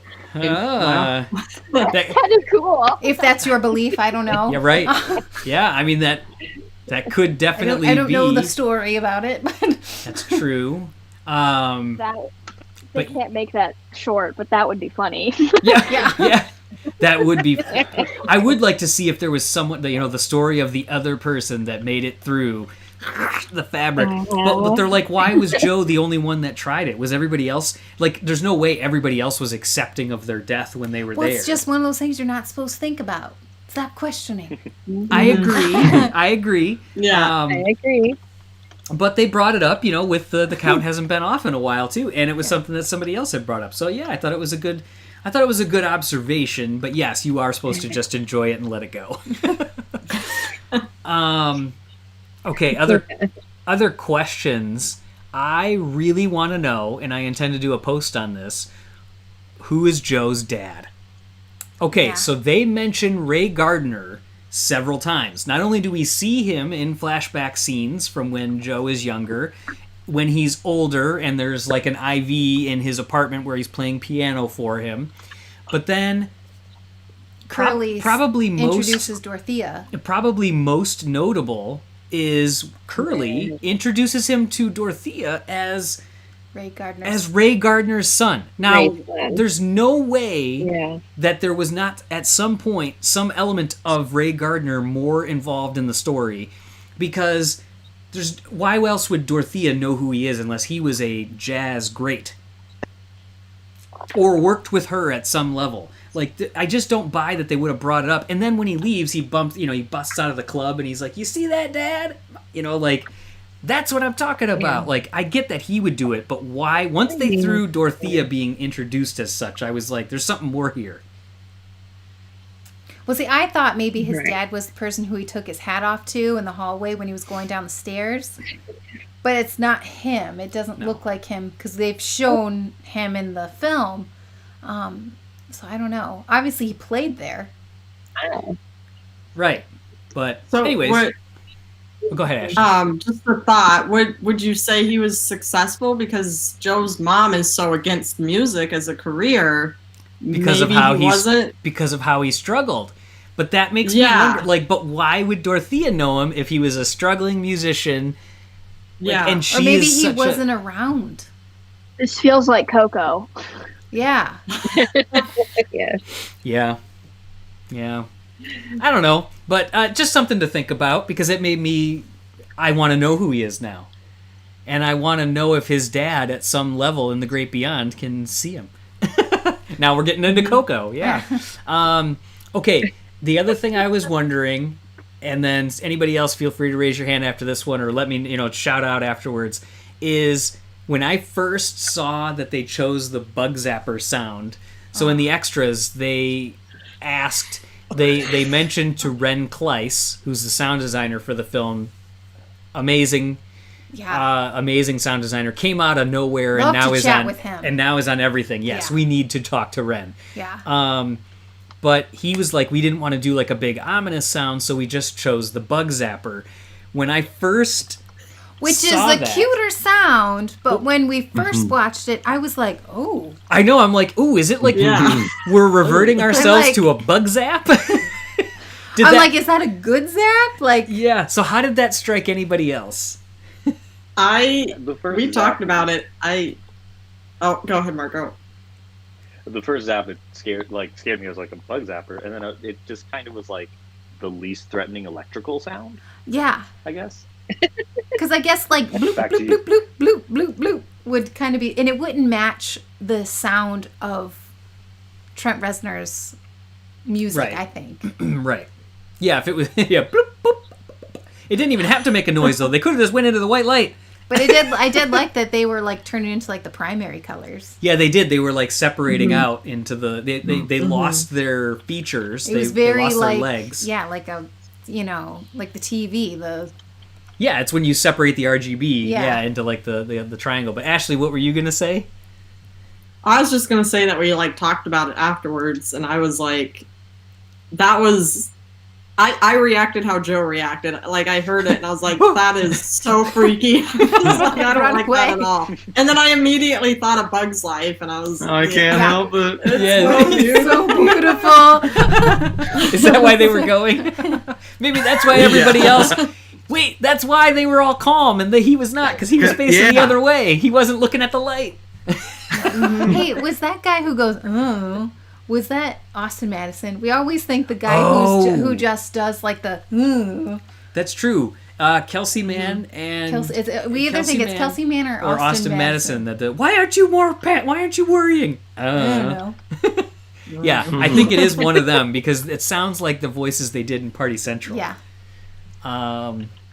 Okay, so before a question from the chat, you guys have any questions? Any other things that you wanted to chime up about specifically? Okay, I love it. So, what did Elsa Pixar Fanboy 2002? What did you all think of the post-credits scene? So I love the fact that after the credits roll, it could have been very easy for Pixar to just snip that ending off, where it was supposed to have gone to the theater, but at the end you get Terry that pops up and is like, "Hey, get out of here, go home," like whatever. Like, yeah. What did you guys think we're of all them? home. Yeah, we're just sitting on our couch. Yeah, what did you guys think of them keeping that in there, even though it wasn't in the theaters? Great. You liked it, Paulina? Theater experience. I did. Yeah. Yeah. Like all of it. Yeah. The whole credit, the whole little, thing with the little, what's it called? I can't even think right now. Yeah. Anyways, the whole end credits is really good. Yeah, absolutely. It was fun. Yeah. Any other thoughts on that one? I'm just glad that Disney Plus decided to relax its very aggressive minimizing of the screen for this one. Oh, yes. Oh, yeah. Like, Yeah. It's like, movie's not even over. Do you want to watch Yeah. the next one? No, let me go back. Yes. Oh, no. I hate that you have to hit that was watch nice. the credits. Yeah. But I think that was a good touch, though, at the end. I think it was funny because, like, you're kind of soaking it in, and I don't think it was, like... I think a lot of the times with, like, credit suites, they usually kind of go to, like, a playful one at the end, and then this one kind of...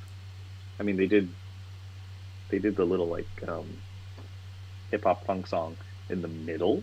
And Yeah. then it just kind of went back to, like, just nice and jazzy. And so, like, I think it kind of, like, lulled you into this, like, oh, okay, cool. And then Taylor coming up, it's like, oh, And they nice. smack you with it again with Cedric's song. So yeah, I thought that was pretty funny. In the movie, the Cedric song. The rap group. Let's see. I'm seeing if there's anything else here. Yeah. Okay. Okay. This is a very Pete Docter-y type of thing to do. At the end of the movie, obviously, we see, like we talked about it, where Sydney mentioned the connection to her going off to school. I'll go with you as far as I can. What are your thoughts with the resolution there? Did you want anything else from Joe? Did you want to even see, like I was talking to my dad about it, and he was like, I would have liked to have seen, like, even a baby in a crib or something. Like, I wanted to see that 22 was placed, somewhere. I didn't need to see it. I didn't need to see it. I think my sister, or maybe it was my nephew, that was like, I wanted to, like, flash forward and have, like, a weird realization that all of a sudden, like, who's this person? Like, they don't know, but they know each other. The Pixar theory people are going to be like, oh, 22 is going to China, and that's going to be the girl who's going to be in Turning Red. Yeah. It just I think it was out there. good that they We're getting She's Riley. on the horn. What do you think? She's Riley. Yeah, everybody's I Riley. know, I've heard so many Yeah. about the Riley one. So is Boo. I think it was good that they didn't show I think anything. that's the thing. Yeah. Yeah. Okay, Because so it leaves us here to argue about it. yeah, but it's a very Pete thing to do because, like, at the end. But see, here's where it's a little different though. Is like at the end of Monsters Inc. He does. I wanted to show Sully seeing Boo's face again. The audience wanted to see Boo, he said, but I'm only gonna let him see Sully, and then smile, and then it cuts. So Because it would never meet your expectations. I feel like everyone has so many different expectations of what they want the ending to be that you would never hit the mark. So showing Right. 22, everyone has this own idea. You would just have people going, well, that's not what I thought they would be in the end. So yeah. I think it's just nice to have this story. You can create your own ending in a way. It's like a nice, Yeah, and it leaves it to that whole go live your life. Yeah. Just like I like that we never found her spark. Yeah, but I want to know what her spark is. Well, I don't even know what my spark is. It's running I'm Pixar getting Post. old and I don't know what my spark. I mean, Yeah. oh, Yeah. I know. Don't we? Like, If you Don't. think leaving it open. Yeah. Sorry. Paulina, go ahead. I was gonna say, don't you think that the sparks change? You know, because I mean, Joe had his spark. Was it gonna be music when he was up in the, in the other little universe before he came down?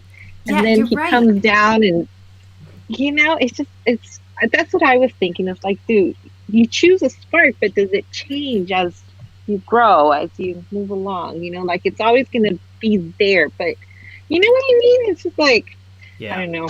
yeah, I start questioning so much. Totally. yeah. But yeah, I made like some little notes and stuff too. But that's what I was wondering. And the same thing with 22. It's like the first time that you kind of see her get that spark, like, huh, what, is when she heard the student come and play on the stairs. Right. And that's when she like got an interest. She's like, huh. Like, okay, well, what is this about? Why does she relate to that? Yeah. And so was that a little spark? Or then later on, it was the leaf that was finally, the beautiful leaf that came down, floating off the tree, and just, and like the pizza and everything. I mean, those are all her little sparks that just wanted her to decided that she could come and live here on Earth, Yeah. I mean, I definitely think my sparks change, especially like pre having our son and now having our son. I feel like my spark has a lot to do with Leo. Absolutely. And goodness gracious, whenever he goes off to school and wants to live his own life without me, and I have to figure out what I have to do with my life. Yes. That'll be interesting.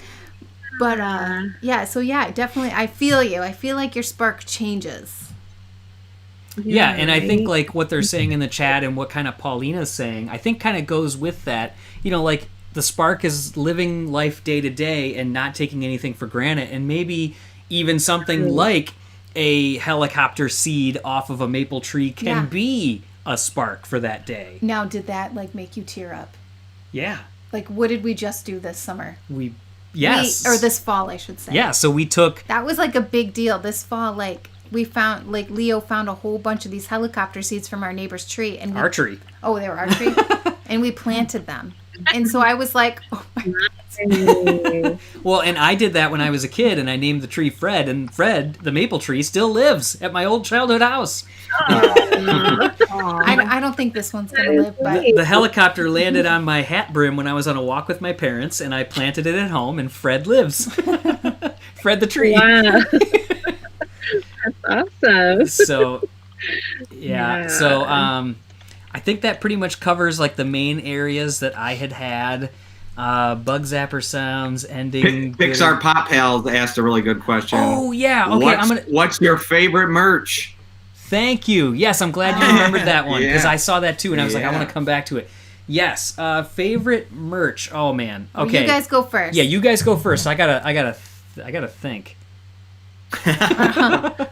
Oh man. Well, I'll just say before the movie came out, I was obsessed with Mr. Mittens in soul form, thinking he was gonna be a big deal. So I was like, I'm gonna buy the shirt, I'm gonna buy the plush, I'm gonna buy the they have a cup at the Disney store right now. I'm like, I'm gonna buy everything. Yep. And I did. I bought the little plush, and I'm like, I can't wait to see him. And what did you get? Yeah. Meow. Yeah, that's a new record for character. But there's so much merch. Yeah. It's Like we always joke around that like Rainbow Unicorn has all this merch and like Rainbow Unicorn's like Inside Out for what? A whole shop. I mean, not even a minute. And now you have it's crazy.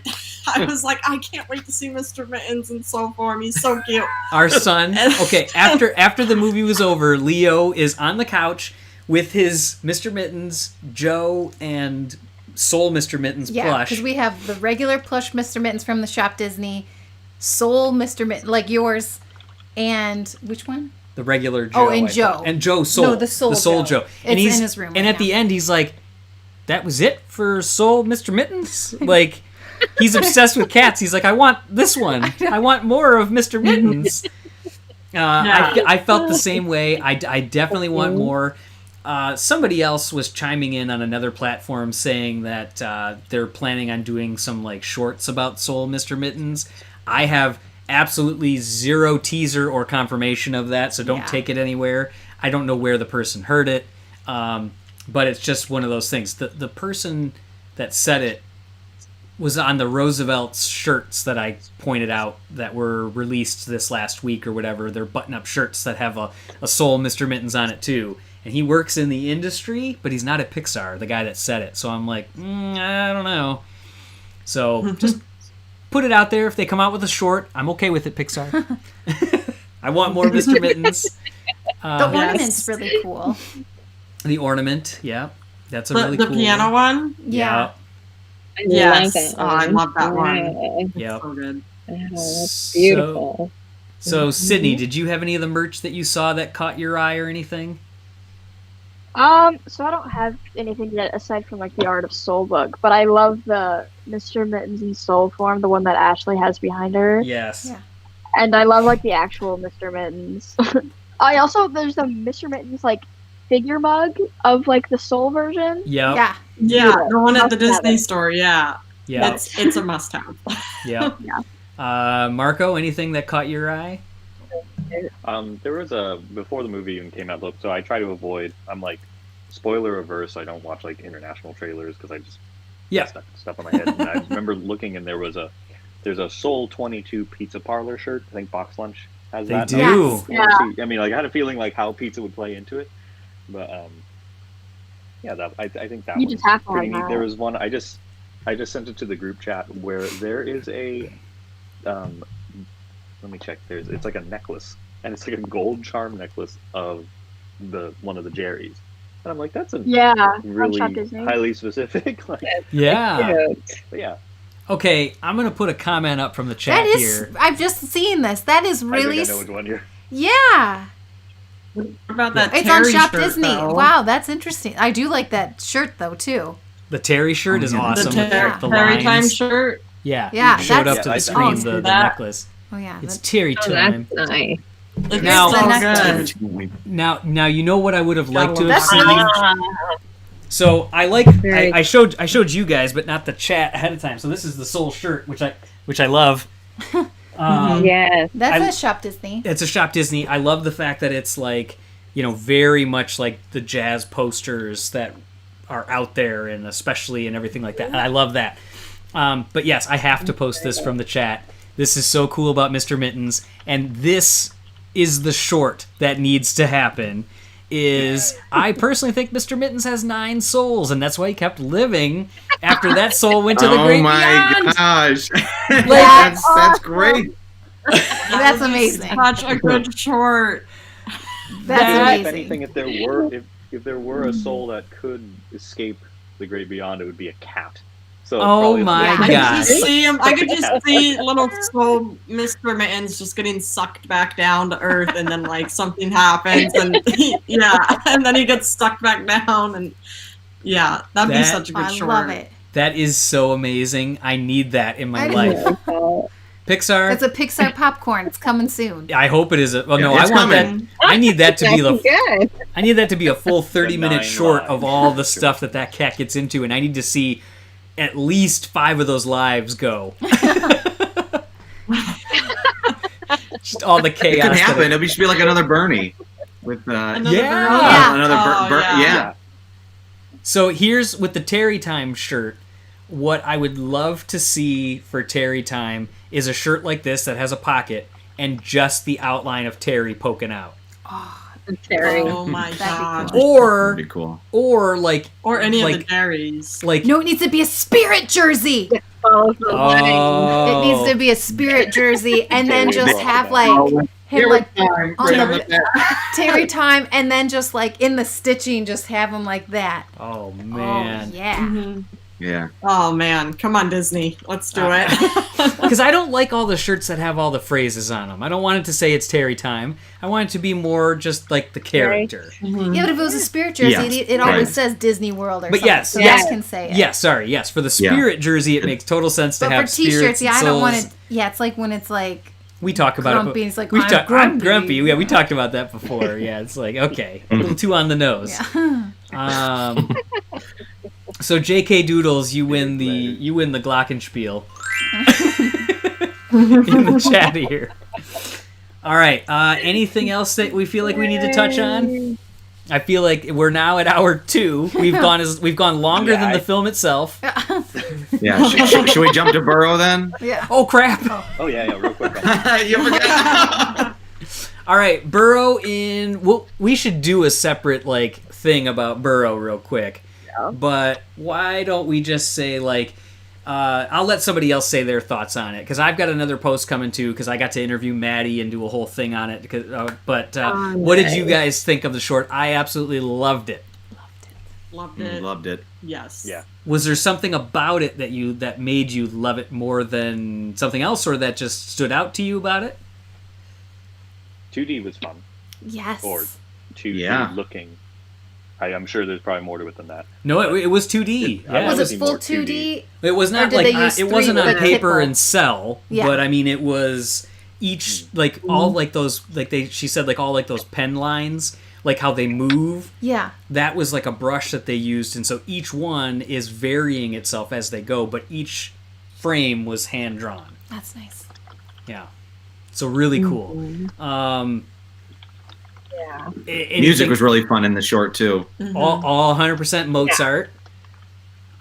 Except for the bossa nova stuff. Mozart didn't do With the bossa ants. nova with the ants. Yeah. I guess the only thing that I'll say is I really loved how the first time that the mouse pulls out the pen and clicks it is the moment that they're like the bunny is like, I'm out of here, and then at the end when the mouse pulls it out, the second click is the moment of acceptance of help. And I loved that. And then if you look at the timing of the short, the timing was insane with the editing because you get so much pre-story and exactly at the moment where the water starts coming in is exactly in the middle. So it balanced it so well. So well. So yeah, I can't give away all my stuff, but when I was talking to her, I was gushing about the editing and the music and all that other stuff too. But yeah, anything else from Burrow? I love the characters. Anything else you guys had on Burrow? Yeah. Yeah, the characters. I love that it went well with Soul also because it's about, not doing life by yourself. Yeah. It's about community. It's about being with people, accepting help, and that's when we live happier, and we have friends and we do things together, So I really love that. Yeah, that's something that I felt like it was very good for now. It's like, oh my gosh, I wish we could like see people again. Like, Yeah. and have those neighbors. Yeah. I mean, it's so great talking to everyone virtually, but gosh, I miss like just because I'm a hugger, giving people hugs and like having like interactions with people. Yeah, it's hard. So, but yeah, I thought it was like I loved it.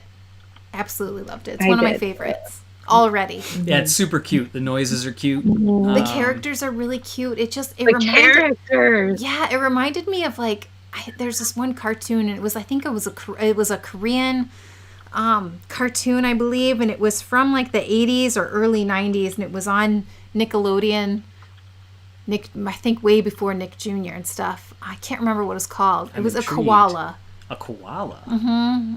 And it was on Nickelodeon, and it just reminded me of that. Yeah. I don't know why. I thought it was really similar to Fantastic Mr. Fox, because like like it had the same exact feel, same style. The digging, and I thought it was adorable. Yeah. Really cool stuff.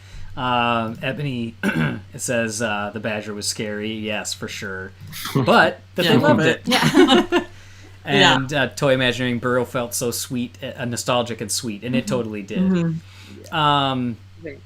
So, and then this would have been, so J.K. Doodles comes back in with another one that Pixar starts putting Spark Shorts in front of their new movies.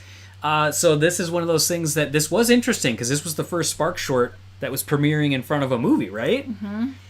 And it would have been, even if it were theatrical. Yes. So that's a big deal that they had this much faith in this or the program, that they're like, we really don't need to do any other type of short. We could just do these Spark Shorts, and they can be. I hope it continues to be out in theaters as well. We'll find out for Luca.